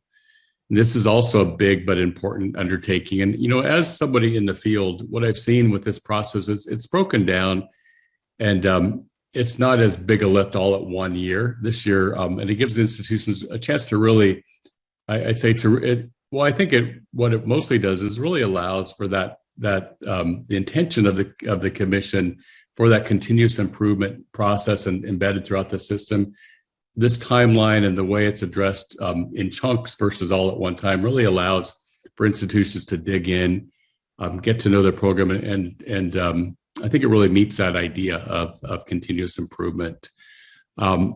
So this year, like we said, one cohort is going through review of their common standards and their program standards review, and it's working really well. Also, last year, 34 institutions common standards and those 125 programs that they represent were reviewed in preparation for their site visits. So you really see what a big lift it is for the system, including those volunteers on the Board of Institutional Review, definitely the staff of the commission, and then the Committee on Accreditation. And it's working really well, the new streamlined process that the commission implemented, I think in 2015 or maybe before. At this time, we'd also just like I mentioned, the system works because of all of the volunteers and the hundreds of reviewers from the field who assist with this work of the site visit teams, across multiple credential types, program types, et cetera. And then also just the work of as it's been mentioned several times, the work of the staff. It's a small and very mighty team, and it's amazing to me all that they do and how quickly they adapt. And so I just like to once again acknowledge their incredible work. And at this time, I'd like to turn it back to my co-chair, Dr. Frelly. Thank you, Co-Chair Martinez, with a great detailed report. One theme that we've noticed throughout the entire year is a theme actually that Student Liaison Bai has brought up, and that is resiliency. We've seen that so much through all aspects of the programs, recognizing that no matter what happens, they will survive and they will thrive. And so that's been very encouraging for us to see as time has moved forward. Lastly, thank you again for the opportunity to speak with you, but also thank you for the trust and confidence that you give to the COA and the collective body. There's a wealth of knowledge there and experience in supporting teacher education and also establishing California as a leader. We've heard so many times in years past that California has been on the back end of so many jokes. I don't see that happening any longer. And I hope you share that sentiment that we do too. We believe that because of what's been occurring both with your work at the Commission, at the CTC, and everybody involved, and we see that California is starting to lead the nation in education training, and we are just pleased to be part of the process. So thank you again for inviting us, and we welcome any comments or questions. But first, I'd like to turn it back over to Erin. Thank you so much, co-chairs.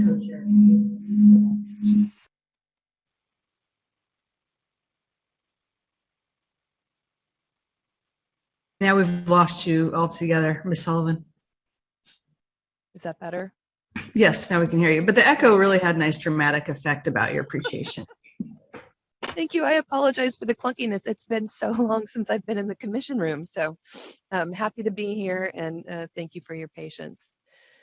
All right, so in looking at sort of the final section of this year's report, and also looking at this year, I just would like to go ahead and talk about what we're accomplishing this year, which we're already obviously in the middle of this academic year. So with K-12 and higher ed campuses opening and sometimes closing again and reopening, and with the emergence of the Delta variant of COVID, the decision was made this year to continue facilitating accreditation activities in virtual environments. This is year 6 for the 34 institutions in the Violet cohort, and all 34 site visits are being held virtually again this year. In addition, we held 4 provisional site visits this fall, and we will hold 3 revisits for institutions in the Red cohort this spring. This is the second full year in which site visits, revisits, and provisional site visits have been held entirely virtually. But commission staff, institutional leadership and personnel, and the volunteers that make up the Board of Institutional Review continue to adapt and excel at these virtual site visits. One positive aspect to virtual site visits are the flexibility that they offer in terms of starting site visits a little earlier in the day and allowing institutions that serve larger geographic areas to more easily include representatives from these areas in online interviews. That said, virtual interview sessions cannot support as large of numbers as in-person sessions. So more interview sessions have to be scheduled over the course of the visit, depending on the size of the programs. Also, as we all know, Zoom fatigue is very real, and we have seen some issues recently with institutions being unable to secure the number of candidates, completers, and even employers in some cases that we typically like to see in site visit interviews. So the downside to this is that the team has to make its decision based on the evidence and the interviews that it gets. When we have small numbers of interviews, that's what the team gets, and they have to proceed with their decision-making process. There are 33 scheduled site visits for the Indigo cohort in 22-23. So that's looking forward already to next academic year, as well as 2 provisional site visits. And while staff has already begun working with the institutions that will have visits next fall, it's unknown at this time whether the visits will be virtual or in person. We're waiting to see how things unfold this spring before making decisions about 22-23 site visits, but staff will work closely with the COA as always to make decisions that best support the Commission's accreditation system. In addition to site visits, sessions for program review, which takes place in the fall, it's currently, it's happening right now, and common standards review, which we will carry out this spring, these activities are also being held for the 33 institutions in the Indigo cohort. There are approximately 145 programs across the 12 IHEs and 19 LEAs in the Indigo cohort. Each program requires 2 reviewers to review, so we are coordinating just under 300 reviewers for program review. And I would just like to take advantage of this public moment to extend our heartfelt thanks and gratitude to all of the individuals who volunteer their time for these activities. Making this peer review process a very strong process is dependent upon these volunteers, and we appreciate them very much. All team lead information sessions will occur via technology this year. And we've had some BIR training sessions this year that occurred via technology. Again, as we look forward to our BIR training sessions that will happen in late spring and summer, we just need to wait and see how things go with the pandemic before deciding whether we will host those virtually again or in person. I know with the BIR trainings, we like to have those in person. They're very interactive sessions. And so I'm sure that we're hopeful that we can have those in person again as soon as possible. PSD and performance assessment staff have continued, as Cheryl mentioned, to provide weekly or bi-monthly subject-specific technical assistance sessions, and we will continue to do so throughout this year. These include sessions for multiple and single subject programs, induction, pupil personnel services, interns, education specialists, early childhood education, Cal TPA and APA, and support for CLEAR and induction programs that are supporting preliminary candidates that are coming to them with performance assessment requirements outstanding. We have a web page now that's devoted to listing the dates, times, and Zoom links for these sessions, and that web page is linked in the PSDE news each week. While the COA has continued to meet virtually, much like yourselves, it will return to in-person meetings when the governor deems it acceptable. Even then, though, we expect that there will be some aspects of the online meetings that may carry over, although the COA was already very adept at welcoming institutional representatives via technology when necessary. In addition to the Violet cohort site visits that are occurring this year, Red cohort revisits, so Red cohort had their site visits last year, provisional site visits for new institutions, program review and common standards review for the Indigo cohort institutions. It is also year 1 for the Orange cohort and year 4 for the Blue cohort, meaning that all of those institutions and their programs will be responding to preconditions this March. As always, those responses, which will number in the hundreds, as you heard from Cheryl earlier, All of those responses will be reviewed by staff with immediate follow-up occurring around any areas of concern in order to ensure that institutions are always in line with the preconditions. Institutions across all 7 color cohorts and those that are in stage 4 of the IIA process submit data annually about their programs to the accreditation data system. Staff provides technical assistance to programs throughout this process. And I would just like to acknowledge Cheyenne Jones, who is our staff that provides weekly, sometimes bi-monthly support, as well as answering emails for all of the institutions and supporting them through their accreditation data system inputs. Also, staff imports that data into the Commission's data dashboards, as Cheryl mentioned. Information from the ADS is made available then to the public, certain of that information on the Commission's website, and continues to be used by site visit teams along with other evidence and interviews to make determinations about the alignment of institutions and their programs to the Commission's adopted standards. For all accreditation activities, staff continues to evaluate our processes for areas of improvement and or streamlining. And we work closely with the COA and the Commission as appropriate to implement these changes. Staff also continues to refine and flesh out the Commission's data dashboards by integrating new data and improving the data visualizations. And again, don't want to miss an opportunity to thank Fifi Lau so much for her work in creating amazing data visualizations on those dashboards that are used by all of our volunteers. PSD staff do continue to work with institutions interested in becoming approved to offer educator preparation in California by completing the Commission's initial institutional accreditation process. The first step in this process is attendance at Accreditation 101, and 2 Accreditation 101 sessions have been held so far this academic year, 1 in July and 1 in November. A total of 6 institutions have attended. 1 or 2 more sessions will take place in 2022 as practicable.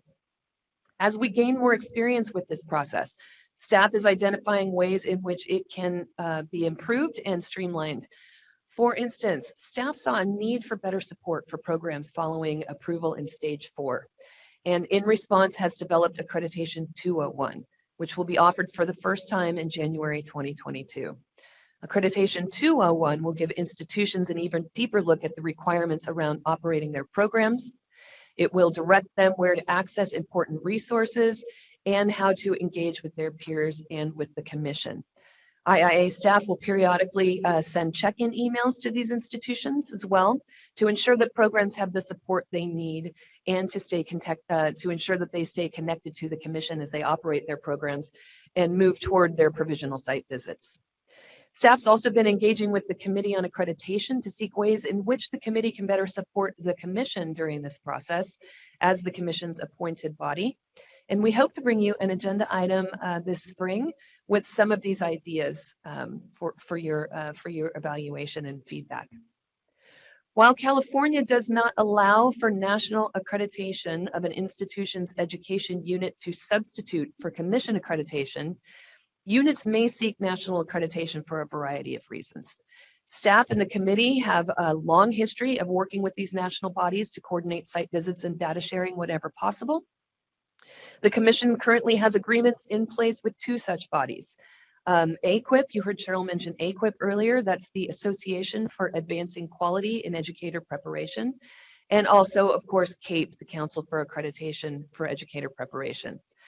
As you heard, staff and the BIR will participate in 2 site visits to institutions hosting concurrent CTC and AQUIP visits this spring.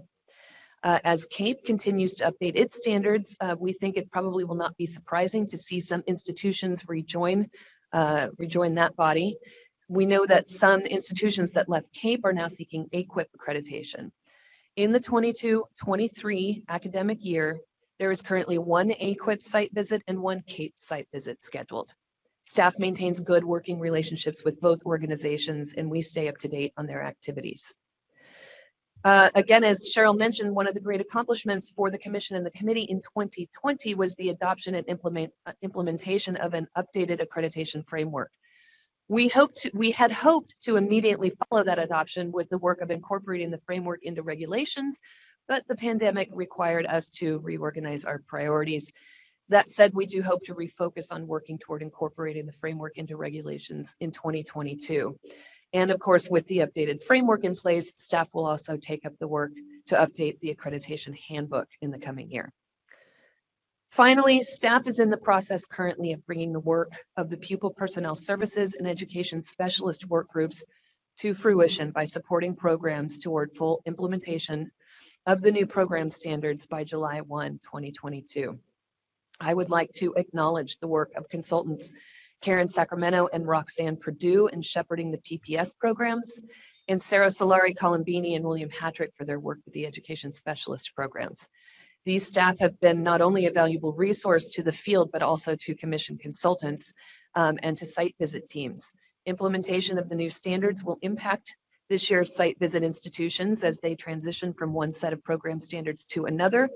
But staff in the committee are well versed in supporting these types of transitions and will continue to do so with mindfulness and expertise.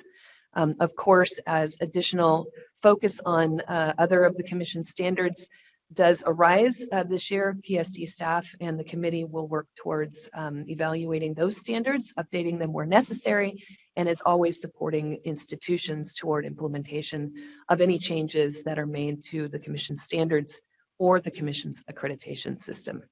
And with that, we are happy to take any questions that the Commission may have. Great, thank you so much for the thorough report on something so important for this Commission. I just want to also thank Dr. Martinez and Dr. Freely for the letter that you enclosed in the report acknowledging the short-term and long-term impacts of COVID, and appreciate you guys including that. We're now going to open up for public comment, and so if there are members of the public that would like to give a presentation, please notify the meeting moderator by raising the icon if you're using Zoom or pressing *9 if participating by phone. Recording Secretary, are there any public comments?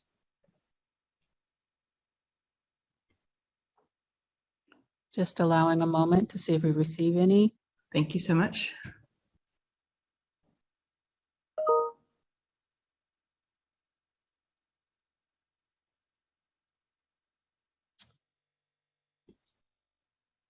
Okay, it does not appear that we have any public comment requests. Great. I appreciate you giving that extra time. The public comment period then for this item is now closed. And we'll move to commission discussion. This is an information item, no actions needed. Commissioners, do you have questions or comments on this item? And just raise your virtual hand, physical hand, whatever is most comfortable for you, and I'll keep an eye out for you. And great, Commissioner Hartwig, and I have a question later too. Good morning. Thank you for the extraordinary effort that goes into putting together this report, as well as just the ongoing work by our team, but then by all of the volunteers on the committee. I just had one observation to make and a question.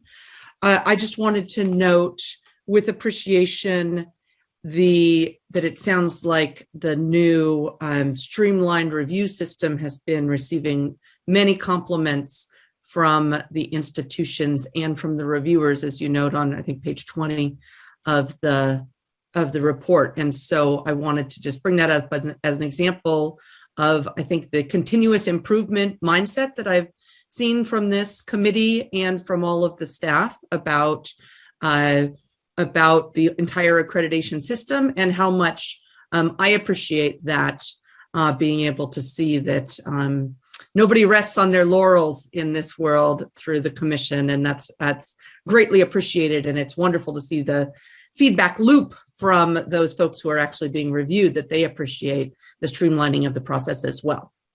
Along those sort of continuous improvement and expansion questions, I am so happy to see how well the ADS, the accreditation data system, has been implemented and taken up in terms of being used, and that it sounds like There's been an expansion each year of how the system is being used vis-a-vis the different institutions. I was interested in hearing a little bit from the committee or from staff about, are there ways that you think the ADS system can be used to look at system level questions that hasn't yet been, where the data has not yet been exploited? Do you have any sort of wish list or ideas about how we might even use the data that's being collected to look at more system-wide instead of just vis-a-vis the individual institutions that are being accredited?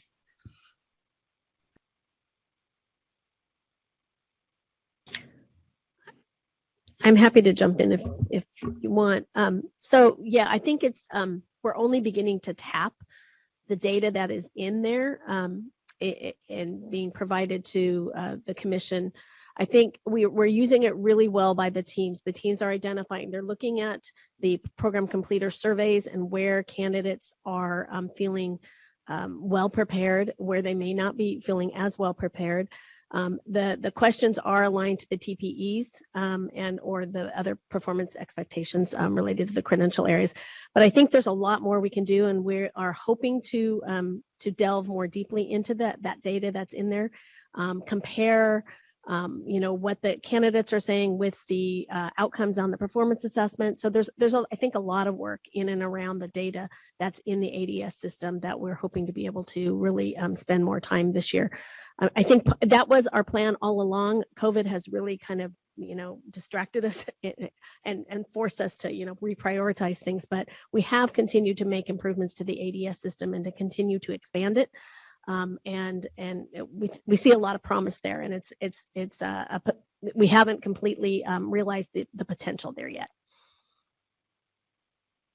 Thank you. I appreciate that. I know it's going to be a huge asset moving forward. So thank you for working so hard to make it as full a tool as possible. Thanks. And thank you, Commissioner. I'm sorry, Cheryl, I'm stepping on your toes. Commissioner Hartwig, thank you for bringing up the question. That's something we have been looking forward to. I remember under Terry Clark's insistence and pushing over the past years, and how internally all the information has been gathered. It's been very useful for us. And like Cheryl mentioned, it's still in process, and we're still learning how to work with such a wealth of information. And as we start to dig into it further, you bring up a good point, what we can look at not only individually with individual programs, but how we can use that data to help analyze the old system-wide program. So thank you for noticing that. And also thank you for your kind comments to begin with as far as all the work that went into the report and all the details. So thank you for bringing that up. Appreciate it. Thank you, Dr. Frilly. Sure. Thank you, Commissioner Hartwig. Commissioner Brown? Good morning. It really is remarkable what you do. Hi, Aaron. Hi, Cheryl. I miss being with you. And Mr. Felly and Mr. Martinez, I mean, it's just remarkable what you've put together. And it's trying to see the big picture and also getting into the weeds and then back to the big picture is quite an accomplishment. So I'm going to get in the weeds just a minute with a question. I'm sort of a weed person. For instance, when I was looking at the no longer approved program sponsors list, it looked like both San Diego Unified School District and Vista Unified School District were no longer approved program sponsors, which is what it is. My question is, what does that mean for that area regarding teacher preparation and addressing the teacher shortage, since it seems that there's no teacher induction programs there? What's the effect of that for those communities that happen to both be in, say, San Diego area? Thank you for the question, Commissioner Brown. We noticed that too when they came before us, and we had some discussions within the committee as far as how best to address the situation. I think the first thing is just to acknowledge and recognize that there is going to be some challenges and some shortages down there, and that what we can perhaps do from our perspective as the COA is certainly, it sounds basic, but spread the word, but then we have to be able to find some kind of support system to be able to encourage those programs to come along, whether it be through additional webinars or additional information that provided, that's often available at the PSD. I know they are reaching out to the institutions down there to see what we can possibly do to provide better support for that. And Cheryl and Aaron, you could probably address it more specifically from your perspective. Well, one of the reasons that some institutions choose to withdraw their programs is either because they have other arrangements for their candidates. They have made partnerships with other organizations or higher ed entities or local other districts. And so they find it either more economical or just, maybe they don't have the resources themselves to support and sustain their own program. So they join a consortium. So I can't speak specifically to these two and what they ended up doing, but that tends to be what they, they have to make sure that they can support and sustain a program on their own. And if they don't, they typically have their candidates go to a neighboring or have them supported by a neighboring institution. Okay. As I thought about that, I thought, well, if you don't have a teacher induction program, how do you induct teachers into your area? And the San Diego area is very diverse, and that's part of our role, is to bring people in and not leave them behind. Yeah. Okay. Thank you.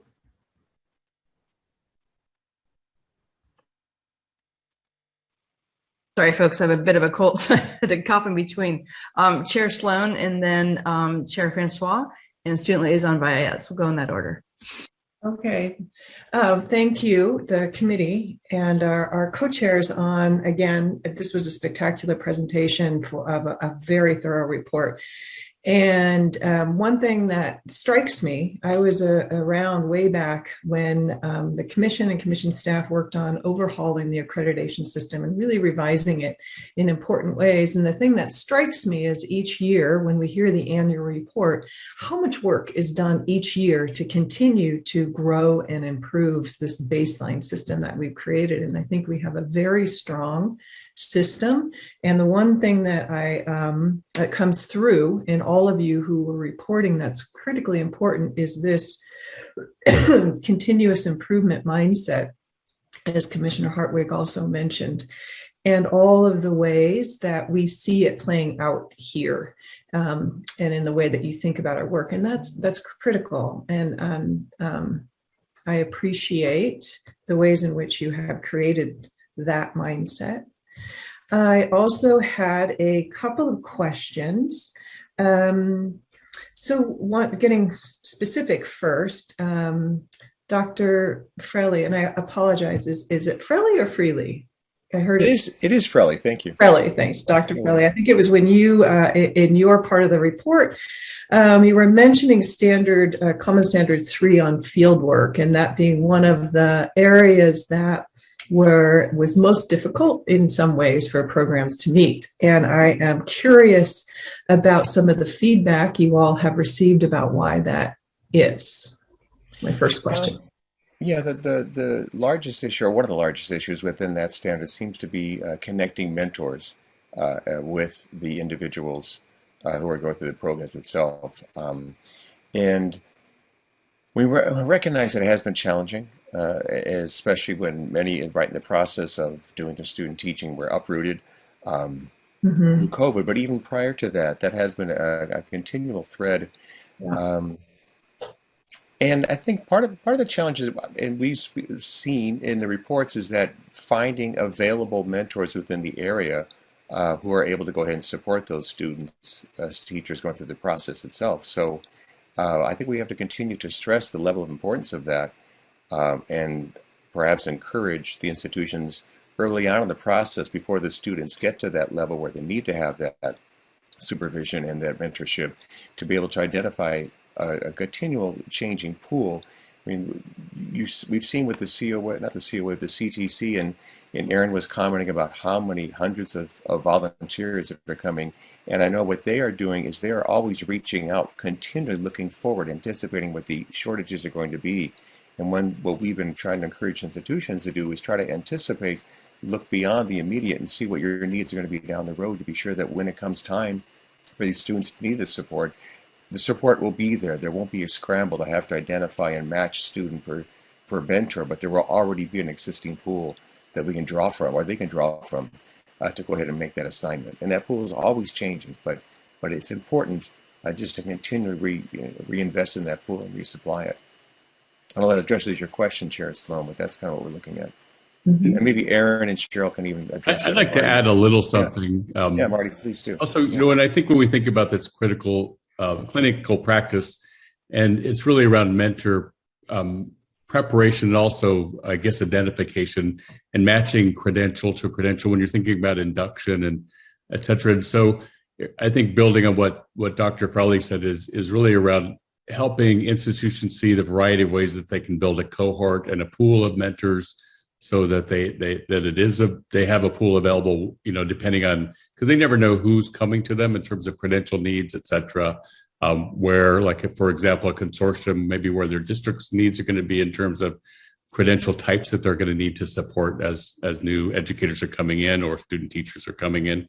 So I think continuing to build on that, and it is happening through the variety of, outside of not necessarily within the COA, but through the other collaborative opportunities, like through the cluster meetings and different ways that each region and each cohort, I should say, had kind of comes together and in the spirit of continuous improvement really tries to meet those challenges that are before them and those areas. So I know it is being addressed and recognized throughout the system.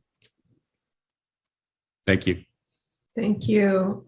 Well, it speaks to something that we have grappled with for a long time, but in particular now during our shortage of educators, it's coming to the forefront. But I think it also speaks to our need for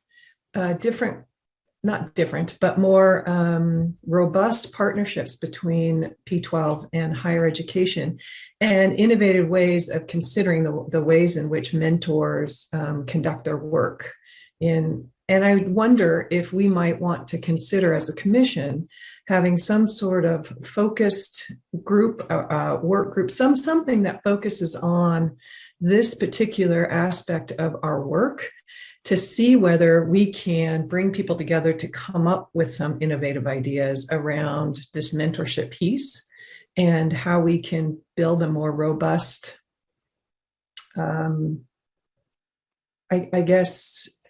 way of ensuring that new teachers coming to the field have the educators that they need for mentoring. And it may not just be the way we're thinking about it now, one-on-one mentoring. There are probably a lot of, as I said, innovative ways of thinking about this. So that might be something we consider in future.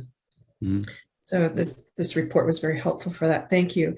The only other thing I wanted to mention is how impressive and important our data work has come in terms of informing our accreditation work. And the ADS is impressive. And I appreciate Commissioner Hartwick's question too about, system-wide level, what kind, how can this data work to give us broader understandings of what's happening across the state with our programs. And that will be interesting to continue to work towards. There was one other thing that I wanted to point out here. Cheryl had mentioned this in her report about the use of surveys in our work and how that has become important. I just want to remind those of you who were on the commission when we first did these surveys and then we first put them out. I don't know if you recall, we got so little participation in the surveys, they weren't very useful. And so to see how much more participation that we have now is, I want to thank all of the educators across our state who are doing these surveys because they are critical to this process. But the other thing I also want to point out is, and it's in the report, a question in the report about could the data from surveys and other data that we're using now that are gathered by programs that indicate strengths, of a program year after year after year, could there be ways of alleviating some of the reporting, visits, et cetera? So I was glad to see that question in the report, because I think that is something that we need to continue to visit. So thank you. That's it for my comments. Thank you, Chair Sloan. And thank you for raising the question around mentoring. I know every time accreditation comes up to us, and Marquita has been really great about this, is always asking about the mentors and who are going to be the mentors. And I really like the idea of focus groups and elevating some of the best, or focus on this and elevating some of the best practices. Again, like in honor of Marquita, who's leaving, when she was at CSU, Long Beach has a very strong mentoring program. And so I think your idea of focusing on this and elevating where our institutions of higher ed have been successful to practice and hand those off would be really great. I saw a few hands shoot up the minute Chair Sloan said mentoring. So I think particularly you, Commissioner Klatt. So is there someone who wants to keep keep on mentoring? And if so, just speak up. Okay, so both Bonnie and Commissioner Klatt and Simmons, you guys both want to talk to mentoring. Is that okay, Commissioner Francois, if they jump in here? Okay. Go ahead, Commissioner Klatt. Thank you. I just wanted to also support Chair Sloan's idea about some sort of focus group to pay some attention to the mentoring issue. It's been a concern of mine, I think, before I've been on the commission, but since I've been on the commission, how we make those relationships, how we can strengthen them, because they are so important. And now more than ever, I think the sustainability of teachers' responsibilities, the plates are so full. And having been a mentor both in induction and in student teaching for student teachers, it's not that we, I think, as teachers don't get something really important and valuable from our student teachers and our inductees. It is a really valuable experience, I think, on our side too. But it also, it's time. It takes time, and it takes a lot. It takes some resources that right now I think many teachers are struggling to even just, do what, our regular, what we're asked to do. And so I really do want to support that idea that Chair Sloan brought up about how can we think creatively, how can we find out what's going, what programs have been successful and where we can strengthen those relationships, because ultimately I think that comes down to district employment and what again, getting back to the sustainability of duties. And that I think we have to have our P12 partners as part of that conversation.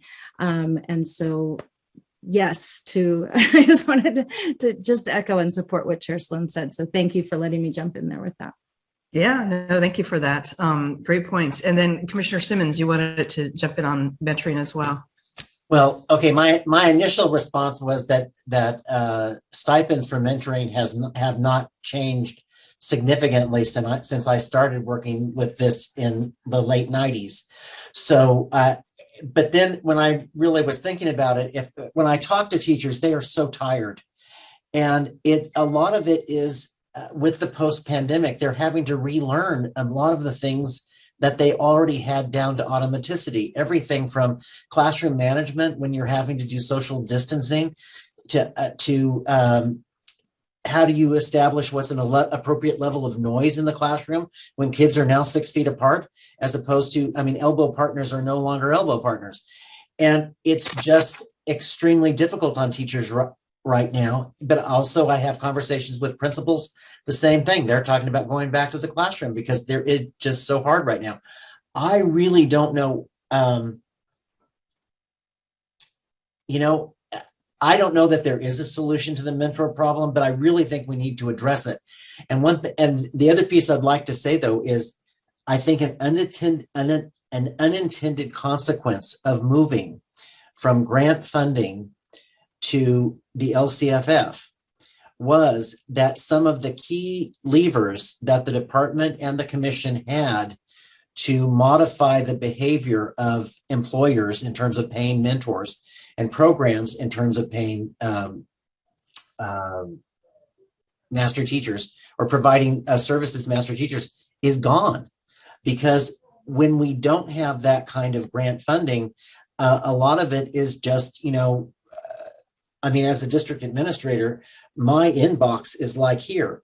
So when I'm having to deal with all of the things that I have to deal with on a daily basis, finding mentors kind of goes down the list, and it shouldn't. But I mean, right now I'm dealing with contact tracing and figuring out like who's been with who when they come up with positive test results. But I think that looking at the unintended consequences of going away from a categorical, I think should be part of what that task force looks like, which I think we should have. Great, thank you. And Dr. Fraley, it looked like you might want to respond.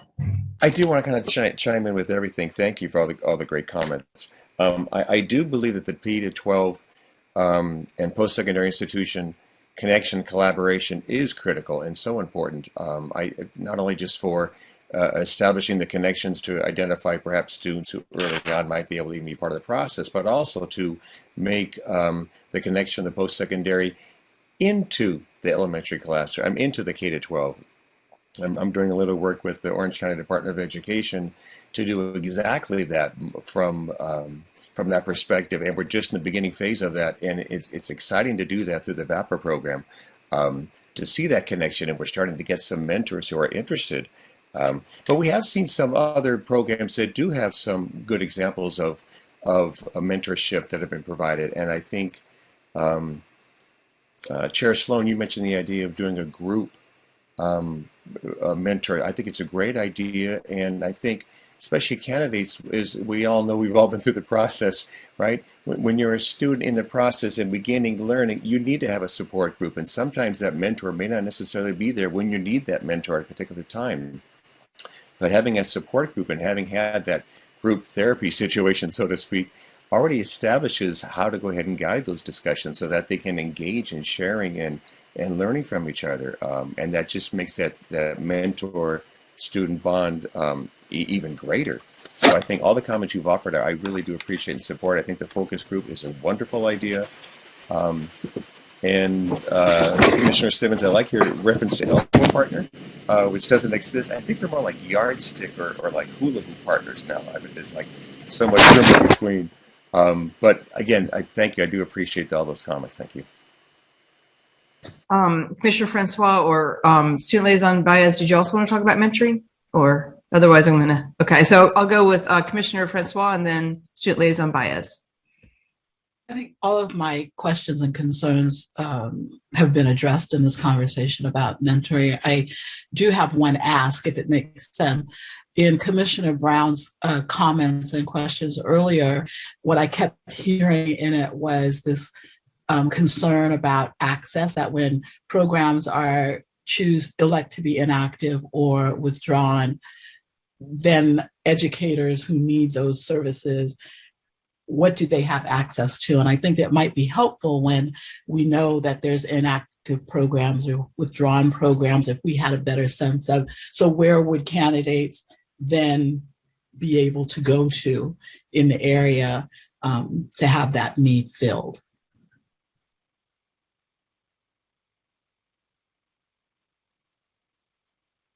Similar issue to Commissioner Brown, I think, who brought that up. So more of a comment than a question, Commissioner Francois. Okay.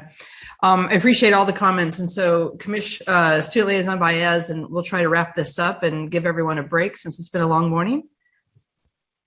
Yes, thank you. I promise I'll be brief, but thank you so much for this really thorough report. I actually really enjoyed reading it because I took place in Pepperdine's accreditation process.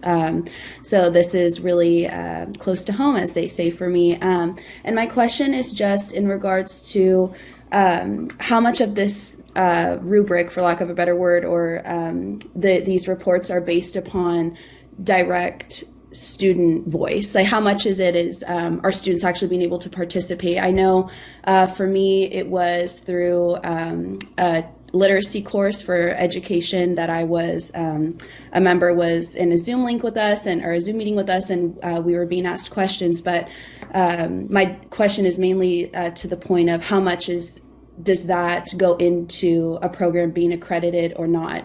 Student feedback, I guess, is what I'm really trying to hone in on there. I'm happy to answer that. Thank you. And thank you for a great question. So as part of an institution's site visit, there are certain interview sessions with stakeholders and with education collaborators that are required. And current candidates, so the students that you're talking about, are a big part of that. We need to hear, and we want to hear from current candidates that represent candidates in the various spots across the arc of the program. So we want to hear from those who just started, we want to hear from those who are about to finish, and everyone in between. And in addition to that, we also want to hear from completers, and again, recent completers, so people that have completed within a year or two. So those folks receive direct interview time at site visits. And of course, then some of the survey that we have, some of the survey data we have from completers are those individuals who've just finished a program and they're applying for their preliminary credential, and we have a completer survey that's associated with that application process, and we do get good feedback, good response rate, as Chair Sloan mentioned. So those are where we're accessing those individuals at this time. Great. Thank you. Just wanted to say thank you. No, thank you for the question. It's a great positive note to end on with the student feedback because it's so important. So this has been a wonderful conversation, and this is just the beginning of more that we have. This is an information item, so no action is necessary. So I'm going to thank you, Dr. Fraley, Dr. Martinez, Ms.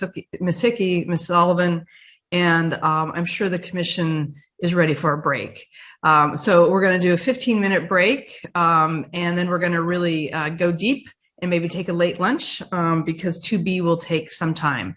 So grab your refreshments and take your comfort break, and we'll see you guys right at, let's say, I guess, 11:35. Does that sound right, Mary and Chair Sloan? Okay. All right. See you guys in a little bit. Don't leave. Just turn your cameras and your microphone off. Thank you all. Thank you. So our next item is 2B, discussion and potential adoption of the proposed bilingual authorization educator preparation program standards, bilingual teaching performance expectations and preconditions. This item is being presented by Iori Osamwanyi, Miranda Gutierrez, Magali Lavandez from Loyola Marymount University, and Adam Sawyer from CSU Bakersfield. This is an action item. As I said before, we have 9 public comments, but if there are others who are going to comment from the public, please let the staff know ahead of time, if possible, so that we can plan for that. Ms. Osamwanyi, would you like to start? Of course, thank you. Thank you. Good morning, commissioners. The item presents draft bilingual authorization educator preparation program standards, bilingual teaching performance expectations, BTPEs, revised preconditions, and a glossary for commission discussion and potential action. At previous commission meetings, staff provided updates on the work and earlier draft of the standards and BTPEs. As you may recall, the bilingual authorization may be earned concurrently with or added to a prerequisite credential at a later time. The bilingual authorization authorizes the holder to provide instruction within the content area of the holder's credential in the language specified by the bilingual authorization. The current BILA program standards were adopted in January 2008. The work to update the standards was grounded and guided by recent policy changes, including Proposition 58, California English Learner Roadmap Policy, and Global California 2030. The proposed revisions to structure the content of the current standard are based on the work completed by the panel over the course of 8 weeks in 2020 and 2021. During those meetings, the panel discussed policy changes in bilingual education to inform the development of the proposed revised draft standards and BTPEs. The panel list is shown in Appendix A of this item. The proposed program standards and BTPEs can be found in Appendix B, and a glossary of terms can also be found in Appendix C. The draft standards are organized to identify the requirements that the program must meet, while the specifics of what the candidates need to know and be able to do are identified in the draft BTPEs. The BTPEs build upon the universal teaching performance expectations and are the knowledge, skills, and abilities that a beginning bilingual teacher educator must demonstrate. In addition, the updated program standards include a recommendation for a 20-hour field experience requirement, which is absent from the current standards. At previous commission meetings, questions were raised about the rationale for including a fieldwork component to the proposed revised standards. Members of the panel in progress have submitted the document included in Appendix F that provides the rationale for including this recommendation to the commission in the proposed set of bilingual authorization standards. Today, staff is joined by Magali Lavandez of Loyola Marymount University and Adam Sawyer of CSU Bakersfield, both experts on the panel to discuss the proposed draft program standards and BTPEs. At this time, I will pass it over to the expert panel. Thank you very much, Iori, for that kind introduction. My name is Dr. Adam Sawyer. I'm an assistant professor of teacher education at CSU Bakersfield, and I'm also proud to be the founding coordinator of our bilingual authorization program. But perhaps the professional identity I take the most pride in are my many years as a second and third grade Spanish bilingual teacher in both Northern and Southern California. Let me begin by wishing a warm good morning, buenos dias, and thank you, gracias, to the commissioners, staff, and general public for this time today. And thank you to the commission for responding to the field's requests to accelerate the process for this bilingual authorization refresh back in 2019. We also really want to acknowledge the CTC staff, especially Miranda and Iori, and of course the Professional Services Division leadership for what has been a wonderful, constructive, and collaborative process. We also know that many other members of our expert panel are watching with us today. This is a distinguished group that was hand-selected by the CTC to represent the largest educational organizations in the state and is comprised of researchers, bilingual authorization program leads, bilingual and dual language teachers, other educational partner groups. And it bears mentioning that we came to a unanimous agreement on these draft standards and bilingual teacher performance expectations, which, as you know, is no small feat for a group of educators. These new standards and bilingual teacher performance expectations reflect nearly 2 years of painstaking work in the virtual space that was only slightly delayed by the global pandemic. So what is new in these standards and BTPEs?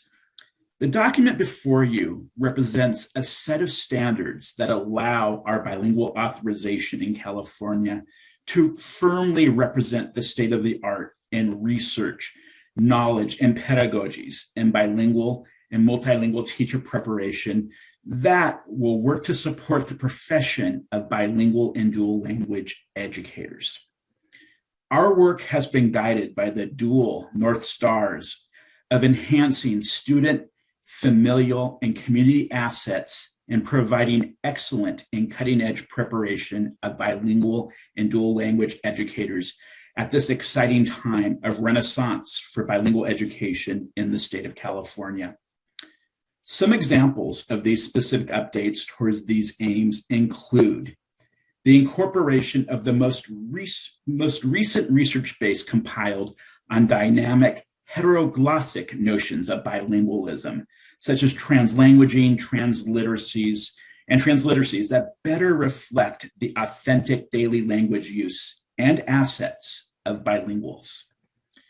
These also include a better reflection of current research, professional knowledge, and our changing state through centering a more dynamic and heterogeneous notions of cultural practices, and sociocultural contexts within the many linguistic groups served by bilingual education in California.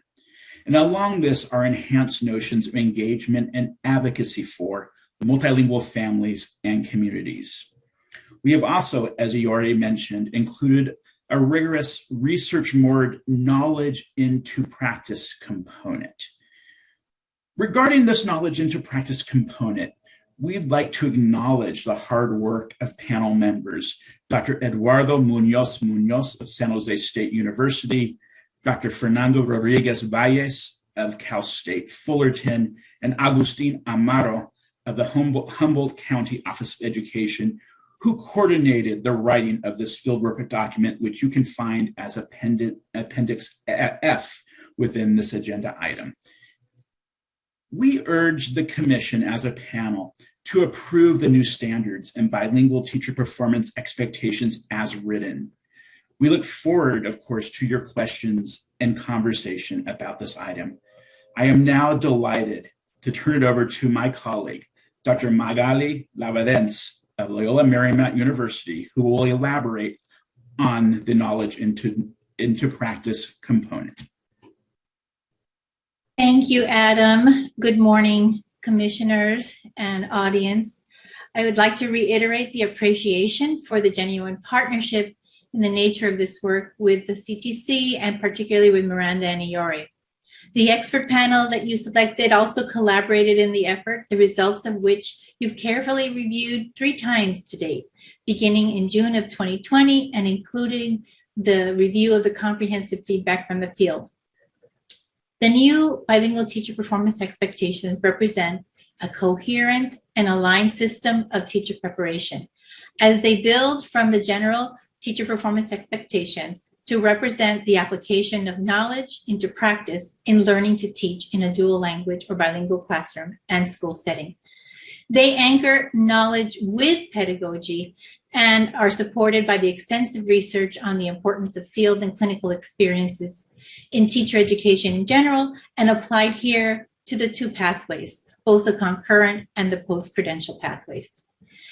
The BTPEs provide flexibilities for the specific pathways towards completion, both within the 600 hours of initial teacher preparation or with the flexibility to create zones of bilingual possibilities for bilingual educators who are adding the credential to maximize opportunities to build from their teaching experience and apply new knowledge into practical experiences that they may not have had. And this is all referred to in Appendix F. We include what we have learned during virtual teaching and learning during the pandemic as part of those flexible opportunities to learn to teach in dual language practices. The flexible options for fieldwork experiences are determined by the programs themselves in order to be responsive to their local context, both in and for Asian languages in rural spaces, in new programs that never existed, and what a newly credentialed bilingual teacher might be expected to do in supporting and implementing a dual language program for the first time in a LEA. Indeed, as we learned from our Center for Equity for English Learners statewide surveys from the expectations of district leaders for beginning bilingual teachers, in their planning to build and expand dual language programs, they desire stronger partnerships as collaborators in bilingual teacher preparation and as partners to ensure that their dual language immersion programs are successful. This was mentioned in your earlier conversations about the BIR process as well. Programs are successful in the degree to which we, as a community, are successful in preparing bilingual teachers in the best ways so that we can deliver on the promise of biliteracy for all. We also want to make sure to ensure the sustainability, quality, and success for bilingual dual language professionals, which ultimately impacts the success of the students in the program. These dynamics, as addressed in the BTPEs, are beyond just bilingual bicultural competencies and are grounded in the promise of equity that is a hallmark of our state's education policy and that can be guided and supported through their practice to ensure their retention and success in the field. Equity in our ecosystem of bilingual dual language education compels us to act today in this collective commitment to the professional preparation of all of our educators in all of the pathways of preparation. We have broad support for this adoption and encourage you to adopt the bilingual program standards and the bilingual teacher performance expectations. We want to thank you on behalf of our expert panel for your kind attention and for a positive outcome for the adoption of the standards and BTPEs. We have an opportunity to set the model for the nation in bilingual teacher preparation. I would like to turn it now over to Miranda Gutierrez, who will guide us in the discussion of the implementation and our next steps. Great, thank you. And special thank you to Magali and Adam for summarizing the panel's work over the last 2 years. And thank you to the panel members for their commitment throughout this process.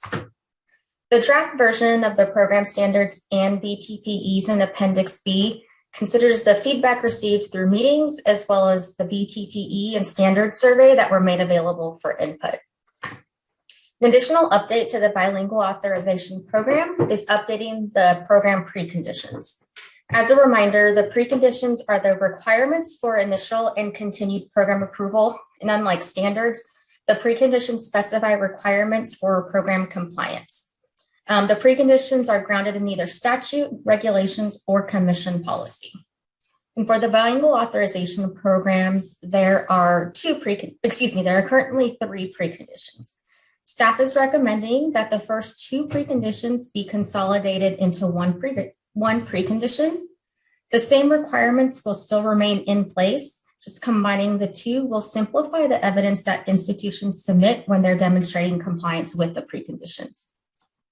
The third preconditions for the bilingual authorization programs is specific to intern candidates. And it's specific to candidates who are in an intern program and also earning the bilingual authorization. This precondition is currently addressed in both the intern preconditions and the bilingual authorization preconditions. However, the responsibility of that precondition is that of the intern program, and so staff is recommending that precondition be removed from the bilingual authorization program preconditions and remain within the intern program preconditions. The proposed preconditions can be found in Appendix D and E of this item. So as we look ahead at the next steps, if the Commission adopts the revised program standards and BTPEs, program sponsors with approved bilingual authorization programs will need to transition their program. And part of this transition includes providing technical assistance for programs to learn about and fully understand these new standards and performance expectations. Institutions will also need time to collaborate with their own faculty and any TK-12 partners to determine what curricular changes will need to be made. The timeline to transition is listed on page 4 of the agenda item, and it targets the 2023-24 academic year for all programs to be aligned to the revised standards and performance expectations. This is an action item, and staff recommends that the Commission discuss and consider for possible adoption the proposed bilingual authorization program standards, BTPEs, and preconditions. If the Commission takes action to adopt the standards, BTPEs, and preconditions, staff will notify the field and implement the plan to transition programs to the revised standards and new BTPEs. Staff will also present an agenda item to place these standards into regulations at a future Commission meeting. To conclude this item, staff would like to express many thanks to the panel for their commitment throughout this entire process, and thank you to Adam and Magali for joining us today.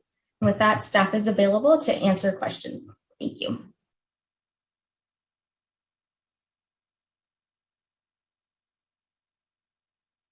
Okay, my apologies. I was just looking at the public comments. Okay, so we're now going to open up for public comment. And there is a 2-minute limit, and you guys can see the blue sky timer right there. If there are members of the public that would like to give a presentation, please notify the meeting moderator by clicking on the raise hand icon if participating through Zoom, or pressing *9 if participating by phone.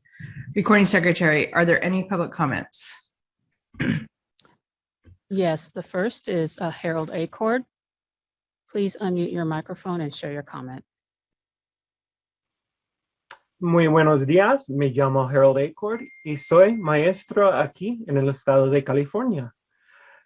Hallo, ich bin Harold Akkord und ich bin Deutschlehrer. Ich bin Lehrer hier in Kalifornien. Hello, my name is Harold Acord, and I am a teacher, a classroom teacher here in the state of California. I am speaking on behalf of the 300,000 plus members of the California Teachers Association.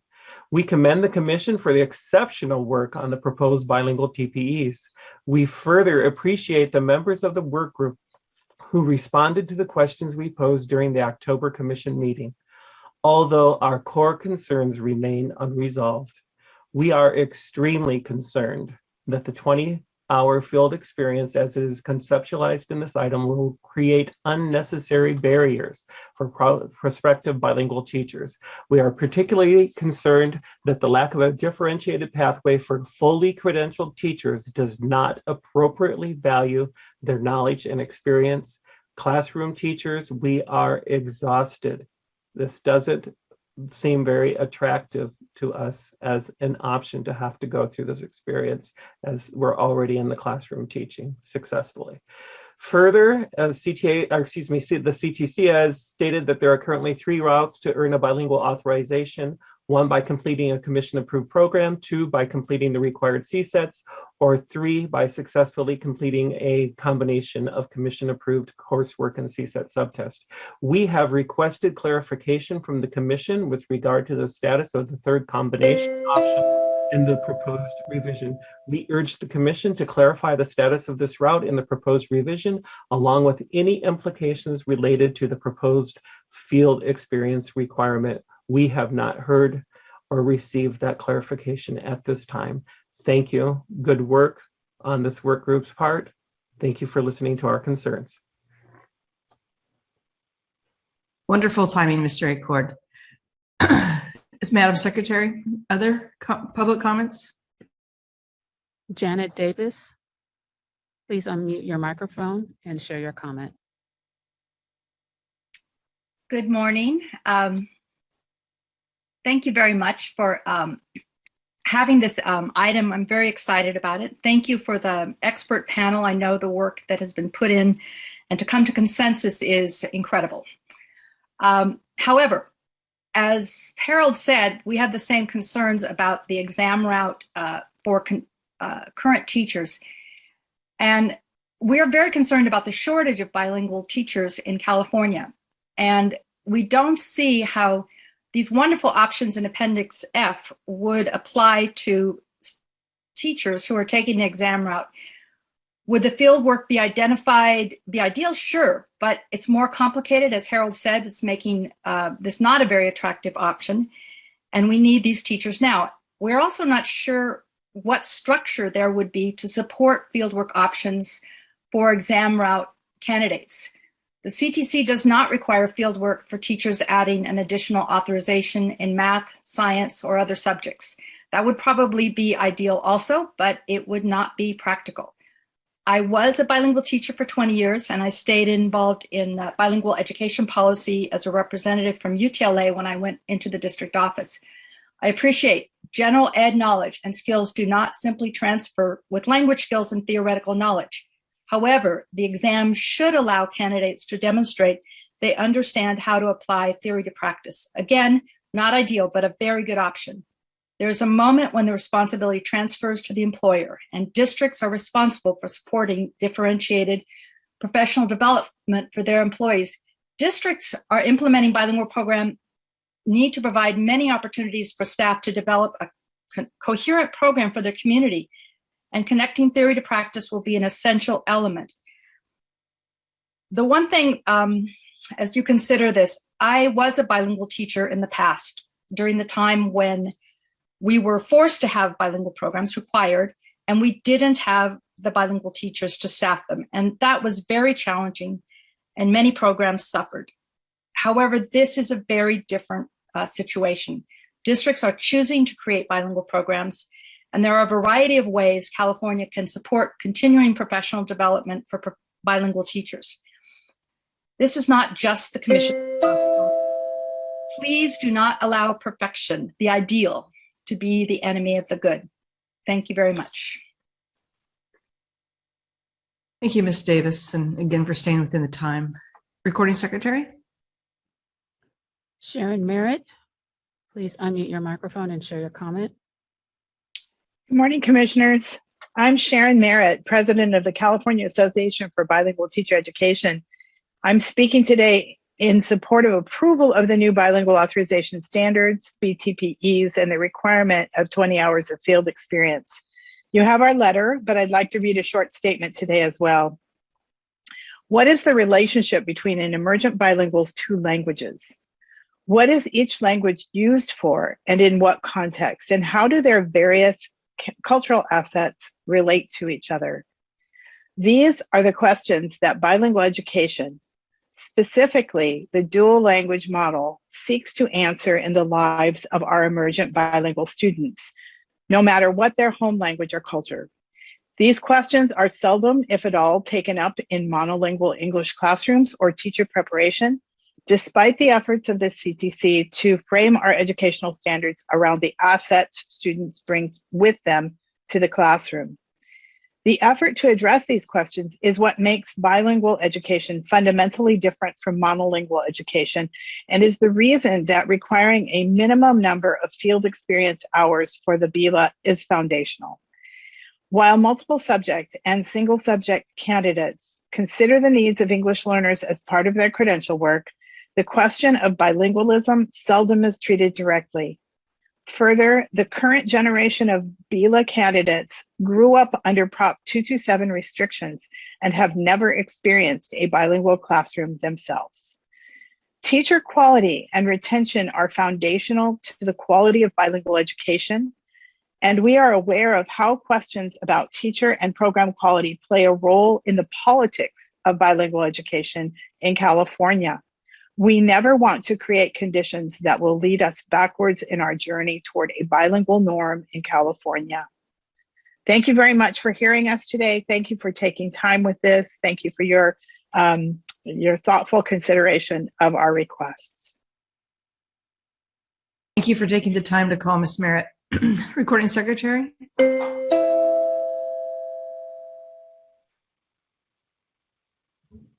Ivania Soto, please unmute your microphone and share your comment.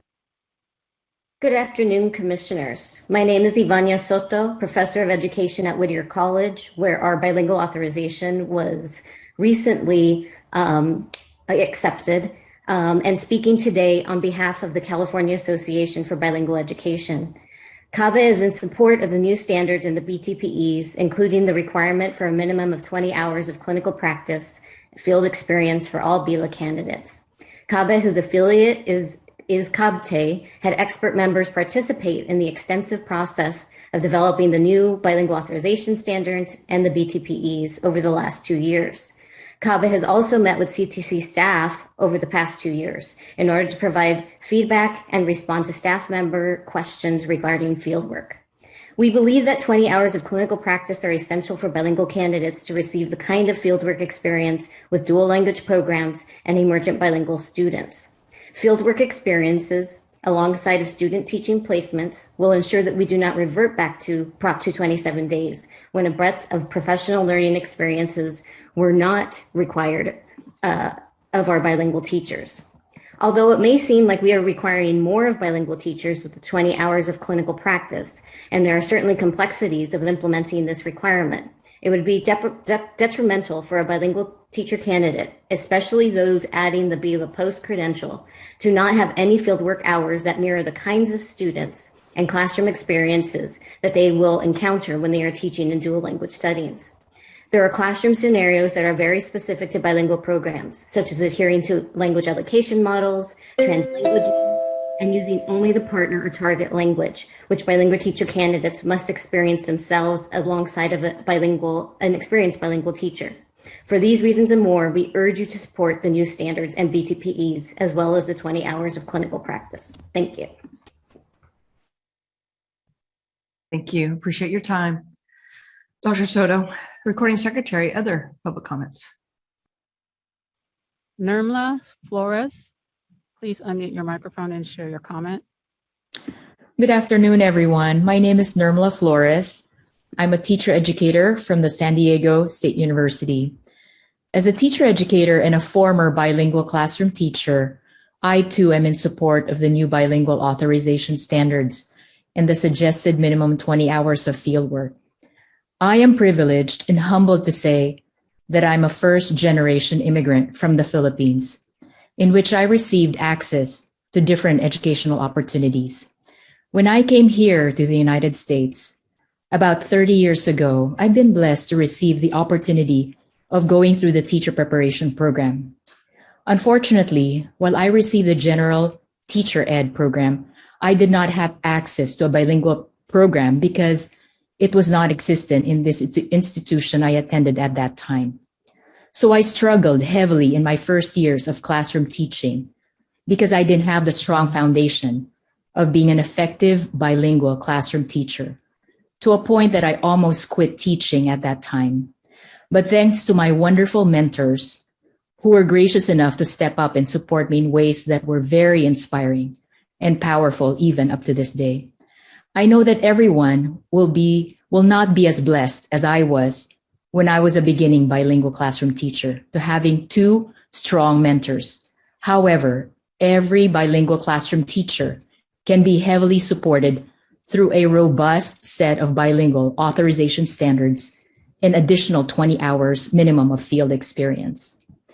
Now, as a teacher educator, I see the need to highly advocate for our bilingual teacher candidates, and I strongly support the adoption of new bilingual authorization standards and to add a minimum set of 20 hours of clinical practice. Thank you all for giving me the time to express my thoughts and your thoughtful consideration on this matter. Thank you, Ms. Flores. Recording Secretary. Lynn Scott, please unmute your microphone and share your comment.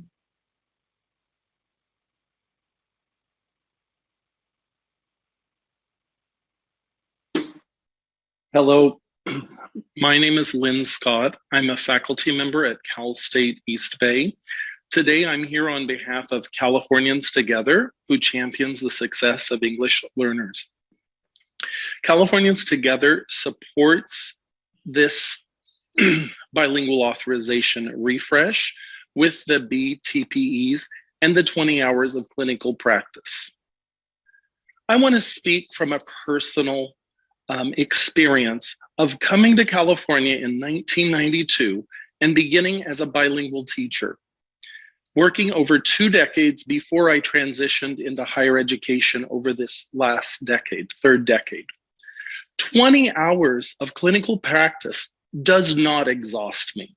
What exhausted me was Proposition, the UN's initiative that took bilingual education away.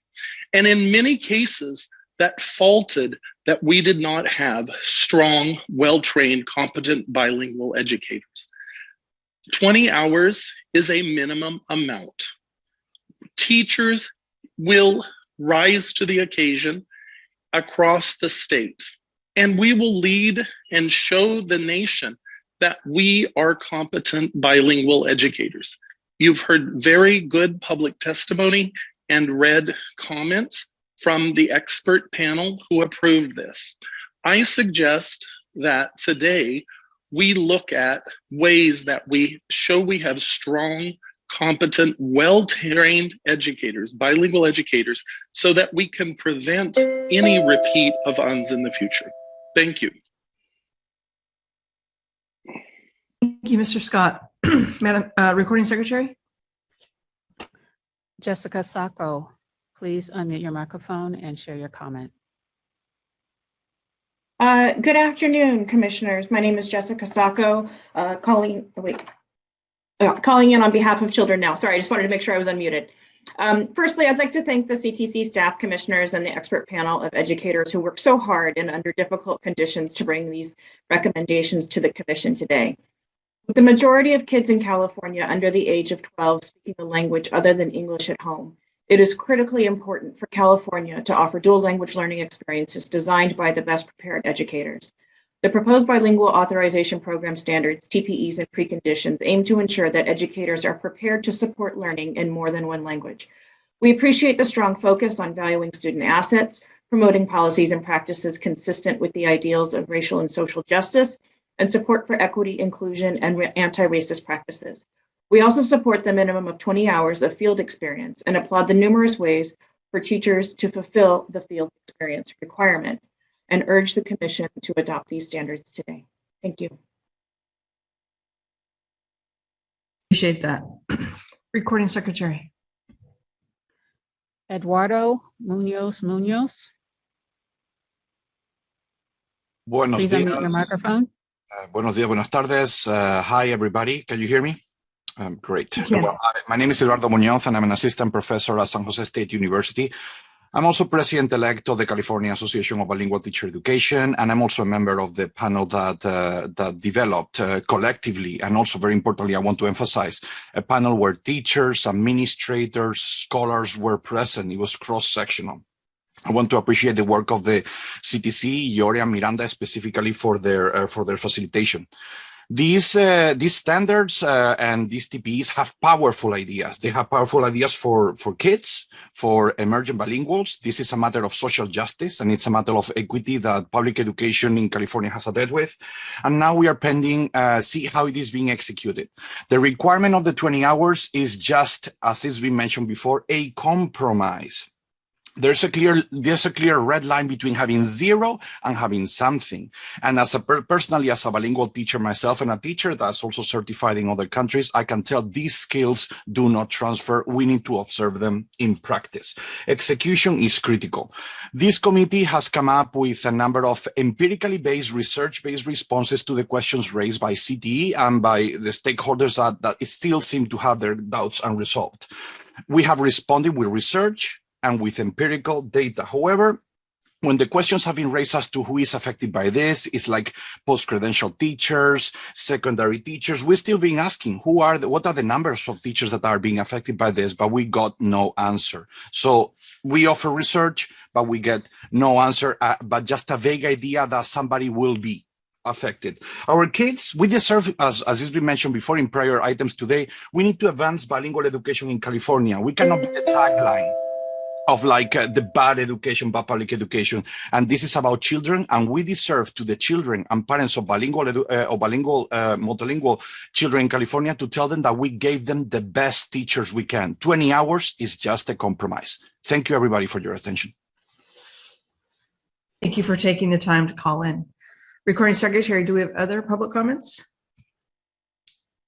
Yes, Clara Amador Langster, please unmute your microphone and share your comment. Hello, good morning. Can you hear me? We can. Thank you.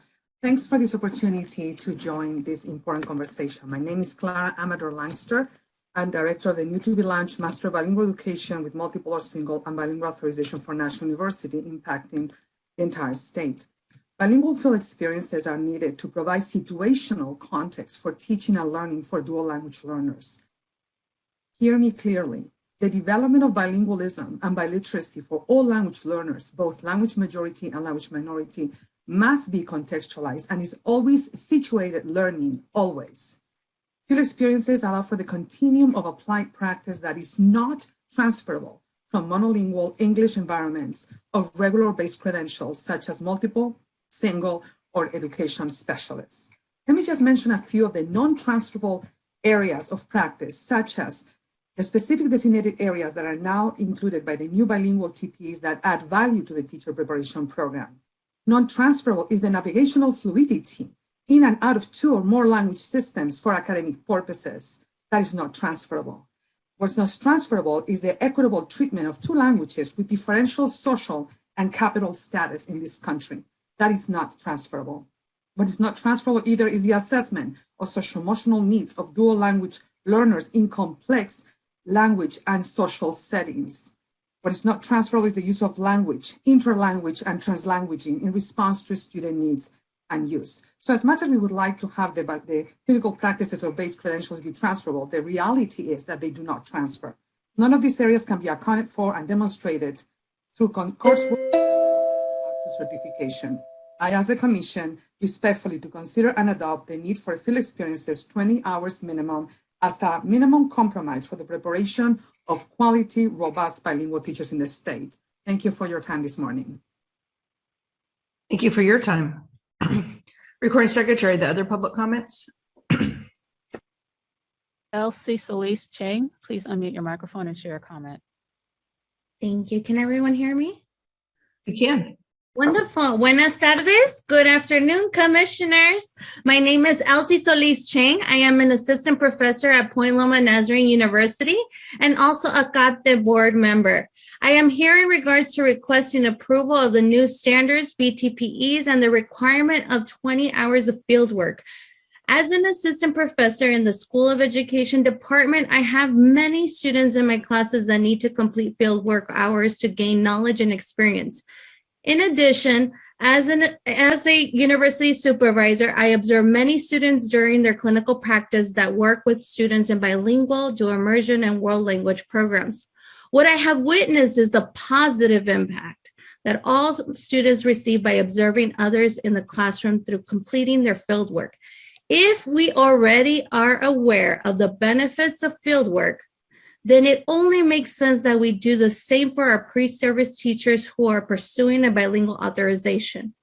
Our teacher candidates deserve to gain the knowledge, quality training, and experiences that are specific to their needs in bilingual settings. As someone who has completed the bilingual authorization program in the past as a bilingual teacher candidate, I know that if I would have been given the 20 hours of fieldwork, it would have been a game changer with a much richer and more comprehensive experience. I am certain that with the addition of 20 hours of fieldwork that our pre-service teachers will gain the knowledge and experience they need to be successful in their teaching journey. Commissioners, I ask you to support this request. Thank you for your time and have a wonderful, wonderful day and happy holidays. Thank you. Thank you, Ms. Solis Chang. Recording Secretary, the other public comments? Fei Shin, please unmute your microphone and share your comment. Good afternoon, and thank you for this opportunity to speak. My name is Fei Shin. I'm a professor at the California State University, Long Beach. I am also the director coordinator of the CSU Asian Bilingual Authorization Bilingual Teacher Education Program. We are a consortium of 9 universities. We started with 5 universities, and we are working collaboratively to offer the bilingual authorization credential in Hmong, mostly Mandarin, Korean, and Vietnamese. So we are struggling to offer these courses, and I just wanted to strongly state how much I support this field experience. Minimum is a minimum of 20 hours. And what we're asking is, one of the things I wanted to point out was our students have told us over and over again how those 20 hours requirements was invaluable. They got to observe in a bilingual classroom. And I just wanted to make a little note about some of the languages, some of the classes were hard to find, the school settings. We have allowed flexibility. Each class, there's only 2 classes required. We have required minimum of 10 hours fieldwork for each class. So a requirement, I strongly urge the commission to think, is 20 hours that much, considering this experience is required, is needed?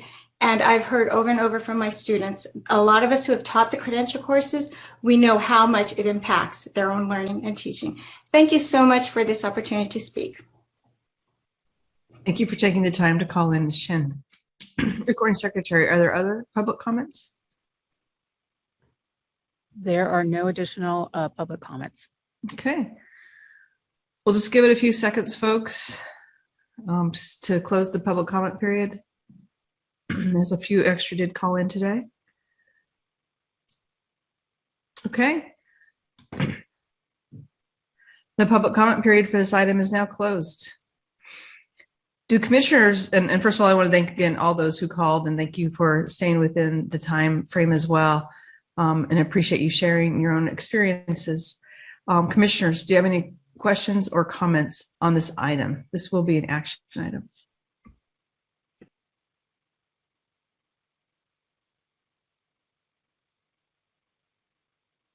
Okay, I'm going to start with Commissioner Klatt and then go to Commissioner Simmons and then to Commissioner De La Torre and Commissioner Heredia. Thank you. First of all, I just want to thank staff for the appendix. I think it was Appendix F.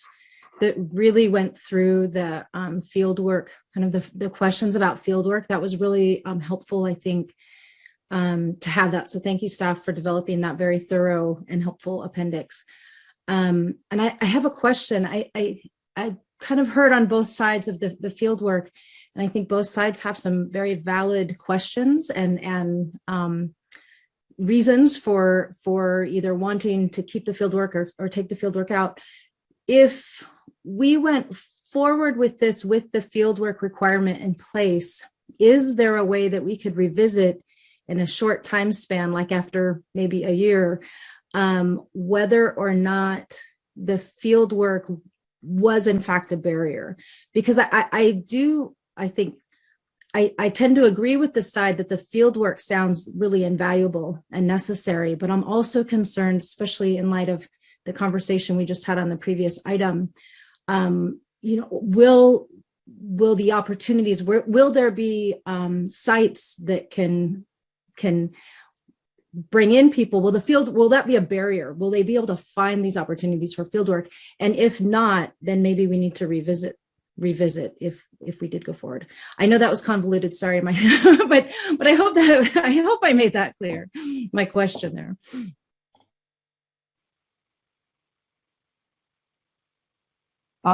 You did make your question clear.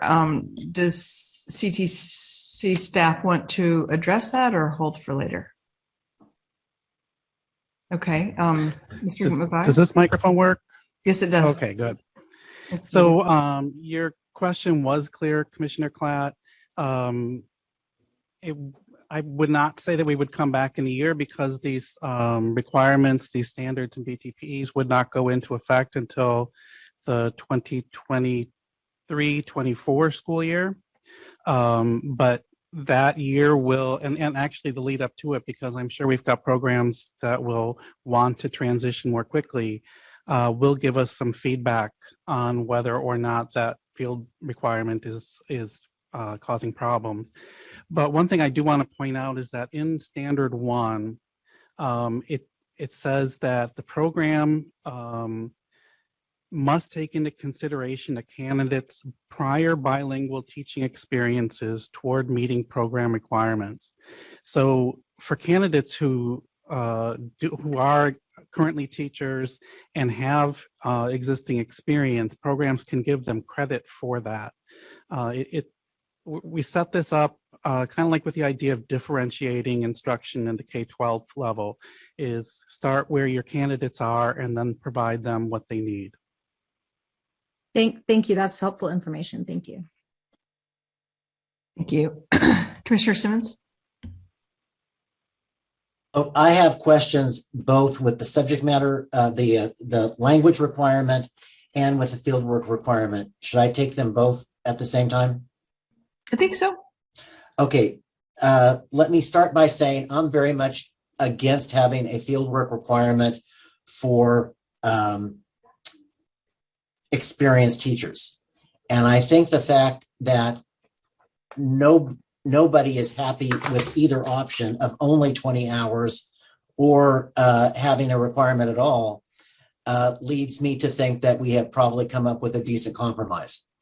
So on that, I can agree with. I don't want, though, to say that we are setting a precedent. There's one line in the item that I find particularly troublesome, where it says it's established practice to require field work for certification of credentials. And that's just not true. I got my multiple subjects by adding it onto my single subject math. None of the added authorizations in special education require field work. So I think if we're going to be setting a precedent that to add an authorization onto your credential, you have to have you have to do field work. We need to have a larger conversation than just one vote. And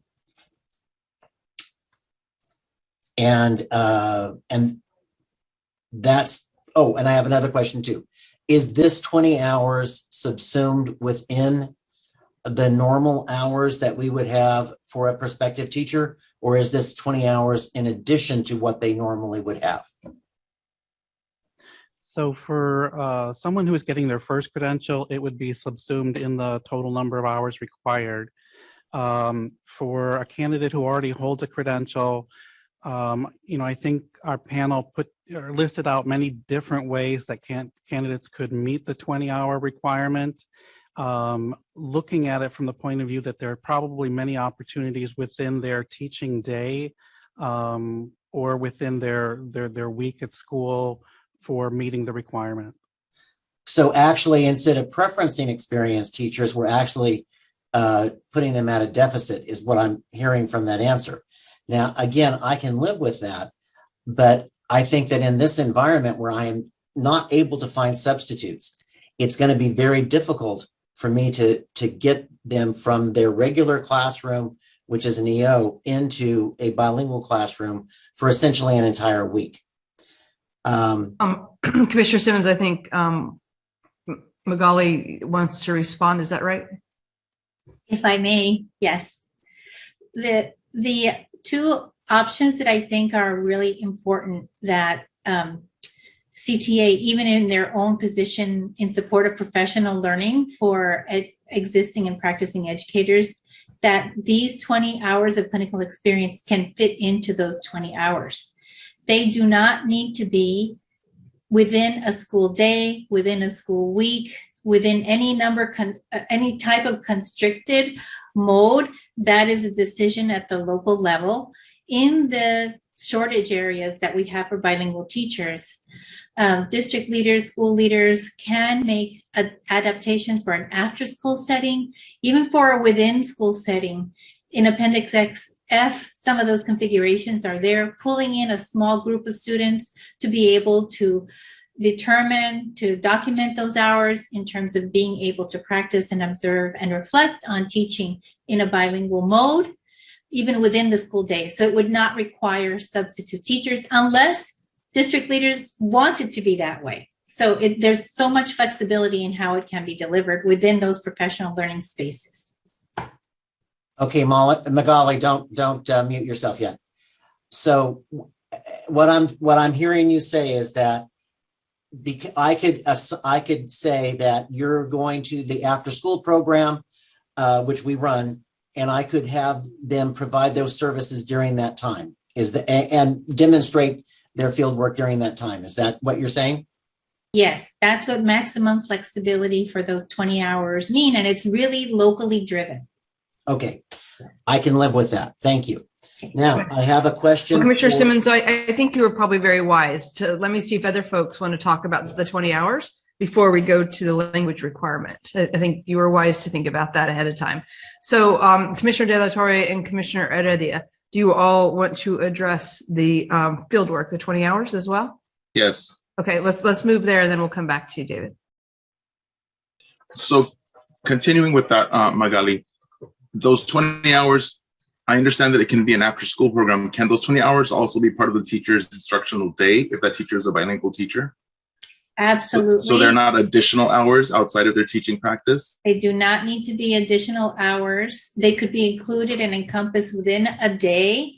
It doesn't have to be an entire day of observation or clinical experience. It could be distributed over time, over the course of it, depending on what the agreement is, because then this is an individual agreement based on the school districts or the school sites planning for implementing dual language programs. And there's so many opportunities to do this for even short spaces of time during a day with a pull-in, even of having a small group pulled in or a small group within the teacher's own existing classroom of emergent bilingual students and delivering that instruction in that target language. You were on mute, Commissioner De La Torre, at the very end. My apologies. So Magali, would it be correct to say then that for an existing bilingual teacher, this really wouldn't impact that teacher in having to do any additional 20 hours?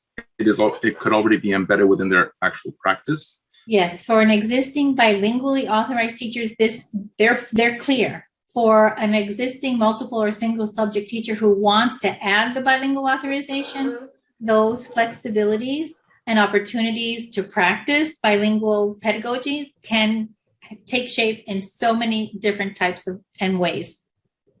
Thank you. And a follow-up question, how does this impact teachers who have the BCC or BCLAD certifications? Would they also need to do the 20 hours? They already have a credential, so they do not need to do any additional hours. These are only for this 20 hours is only for those who are adding a new credential, a new authorization, a new bilingual authorization. And one final question, if I may, how does this impact board certified teachers in English as a new language? National board certification, I'm not sure. I might have to turn that back over to the staff because I don't believe that there's some kind of reciprocity with the national board certification for bilingual. There's English as a new language, which is more like teaching in a second language pedagogy, but not necessarily in a bilingual pedagogy unless that's a specific national board assessment and portfolio. But I am not the expert in that. One of the paths is for bilingual teachers in that certification. So that's why I asked that question. Yeah, I'm not sure that there's that reciprocity of recognition of that. With the CTC staff, anybody have, or is anyone able to address that, or it's just something we'll get back to the commissioner on? I think we'd have to get back to you on that. I don't know that. I don't think any of us at the moment know the answer to that question. Great question. Thank you very much. Great, thank you for the questions. So we're going to go to Commissioner Heredia, and then over to Commissioner Grenoshire and Commissioner Sloan. We have not forgotten you, Commissioner Simmons, for the subject matter. So I just have a quick question. Are the other two commissioners, are we still on the topic of this question about the 20 hours? We are. Okay, then I'm going to pause and let them. Okay. Ask questions. Marquita. Thank you, Monica. I want to first start off by thanking Dr. Sawyer and Dr. Lavendez and the commission staff for this really comprehensive item that provides sound rationale and a comprehensive understanding of where we are as a field. And so it seems to me in relationship to the 20 hours that the work group has built in these multiple pathways and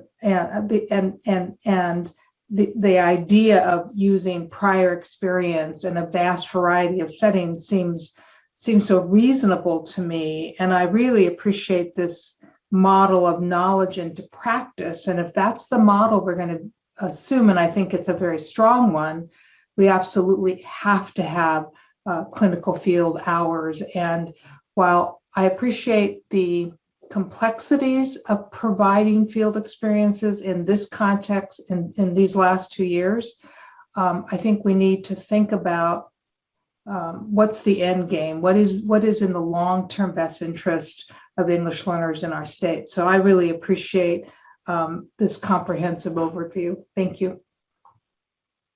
For your comments. Commissioner Sloan? Thank you, Commissioner Grenoshire. You said several of the things that I was going to say.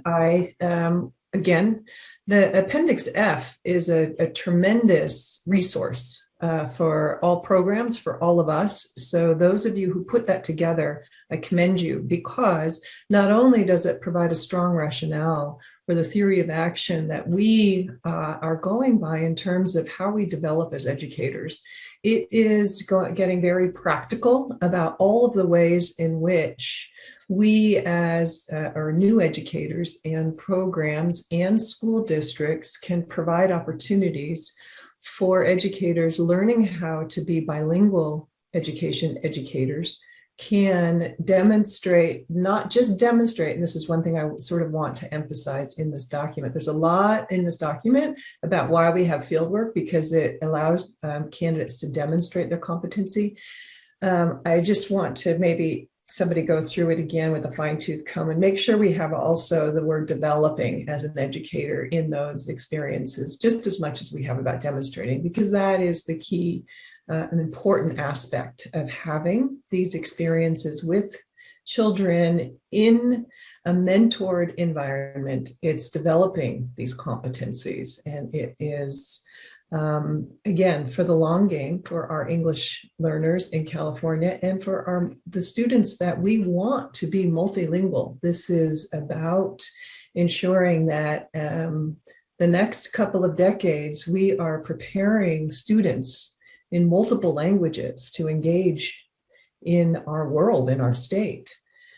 It's a really important teaching position to hold. The final thing I would say about this is I also do see differentiated pathways in this document. I think that we get one of our challenges when we designate field work is that we still have to rely on hours. I wish there was a way we could get away from that. I don't know exactly how to do that.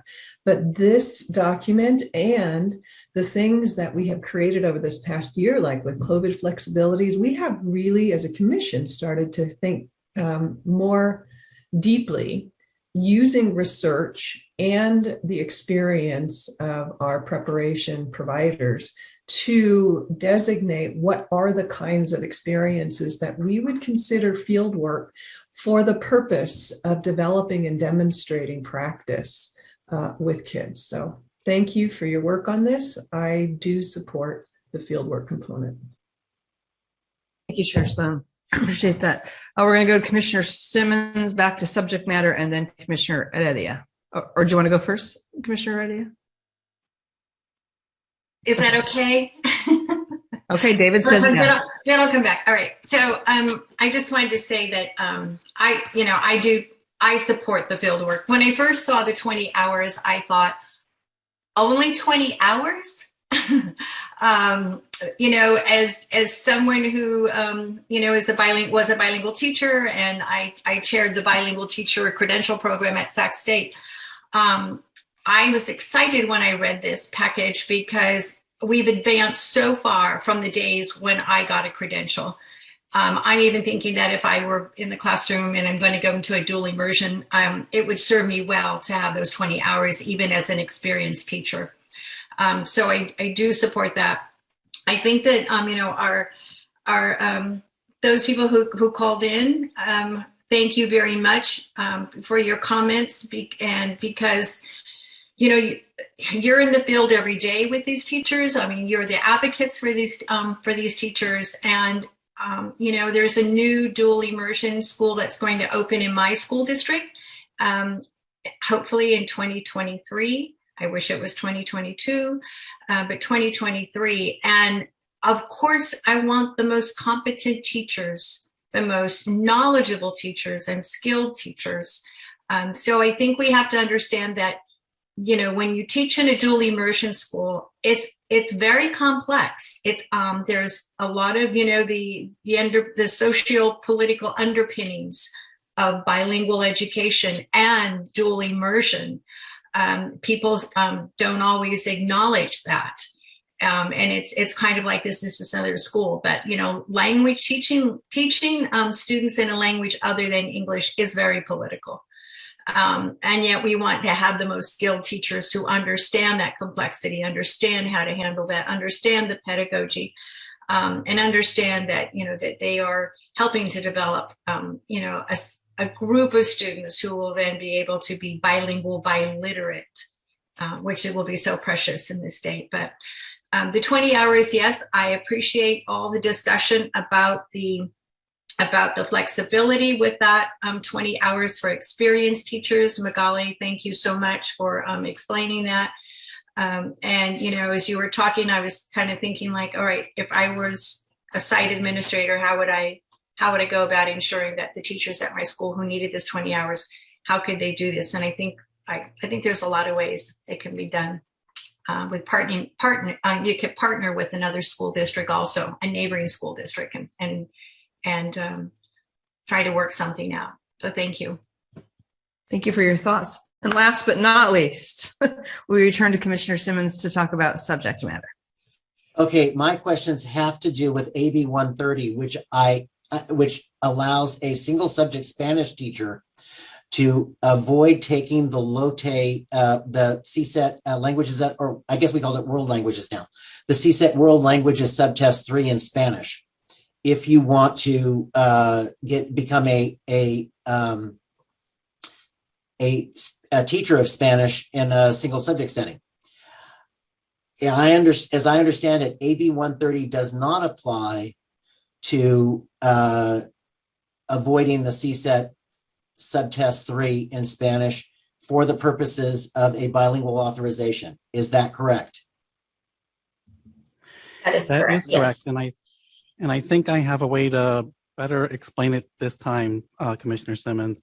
The subject matter requirement in Ed Code applies to a multiple subject, single subject, or education specialist credential. And bilingual is an added authorization. So what we're looking for in that subtest is different than what is traditionally subject matter requirement for the other credentials.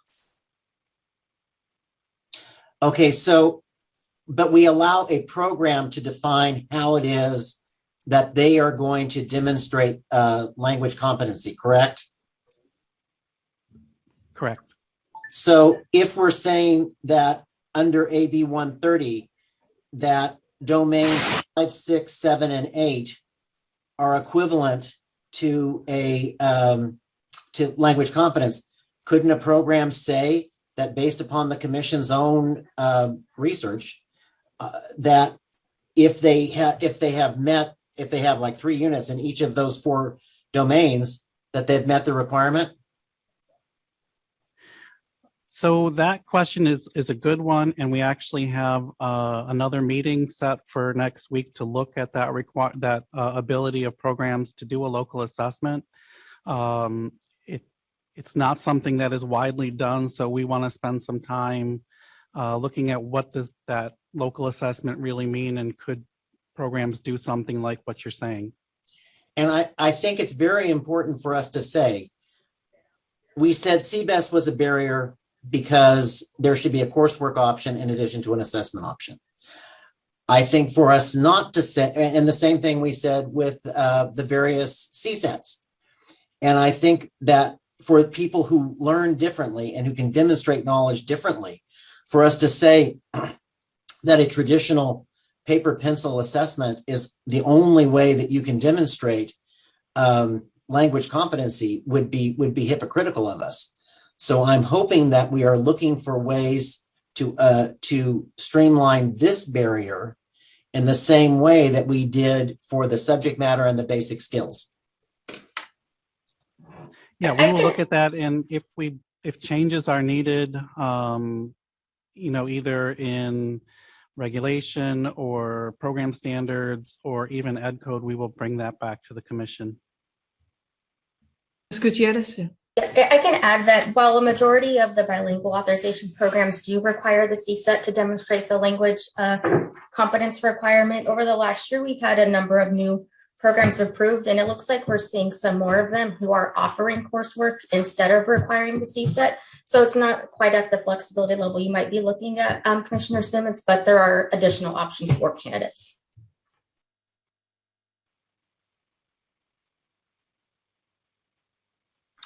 Does that answer your questions, Mr. Simmons? You're on mute. Excellent on both counts. Yes, thank you very much. Okay, Commissioner Jackson. Yes, I know that one of the callers talked about your concern about 20 hours, but also about the combination option of testing and coursework that they felt wasn't answered by the staff. So do you remember that concern coming up? So yes, there are 3 options for getting this authorization. One is to complete a program. Another one is to complete the required assessments. And then the third one, as Mr. Aport said, was a combination of coursework and assessment, or exam, I should say. This is one area that we need to do further research as to what would the expectation for those, for candidates going through that pathway? My gut feeling is that it's going to be, they need to complete the field work requirement. And as has been discussed here, because there are so many options, we don't see that as being a burden.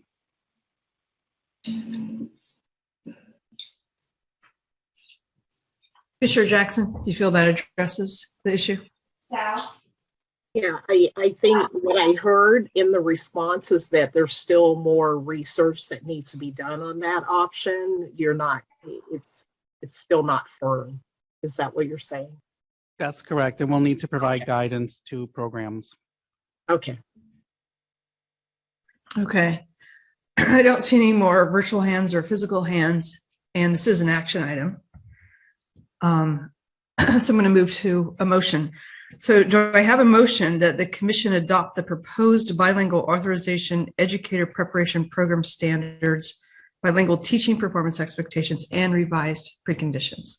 Okay, I see that Commissioner Heredia makes a motion for this. And do I have a second? And I see that Chair Sloan has a second. Any further discussion on this item? Okay. Will the recording secretary call for the vote? Each member please respond with a, nay, or abstain. And Susan, you may want to put your hand down. Sorry. Jose Cardenas. Aye. C. Michael Cooney. Aye. Michael De La Torre. Aye. Marisol De La Torre Escobedo. Aye. Megan Gross. Aye. Hannah Howitt. Aye. Susan Heredia. Aye. Terry Jackson. Aye. Bonnie Clark. Aye. Monica Martinez. Aye. David Simmons. Aye. Tina Sloan. Aye. Motion carries. Thank you. And thank you so much, staff, and thank you, Dr. Lavandez and Dr. Sawyer. Thank you for all the public comments and the really robust conversation on this. This is a really important time, as I think well explained and articulated by Commissioner Grano-Shire. So thank you all for your attention to this detail. With that, I have really great news. We get a lunch break. So it is 12:47. And so we'll take 30 minutes. So let's just go ahead and say 1:20. Again, just turn your cameras and mute your microphones and just keep on Zoom. And we'll be back, and we have 3 more items. So we'll keep on keeping. So again, thank you for your attention to this. See you guys soon. Thank you. Happy holidays. Thank you very much.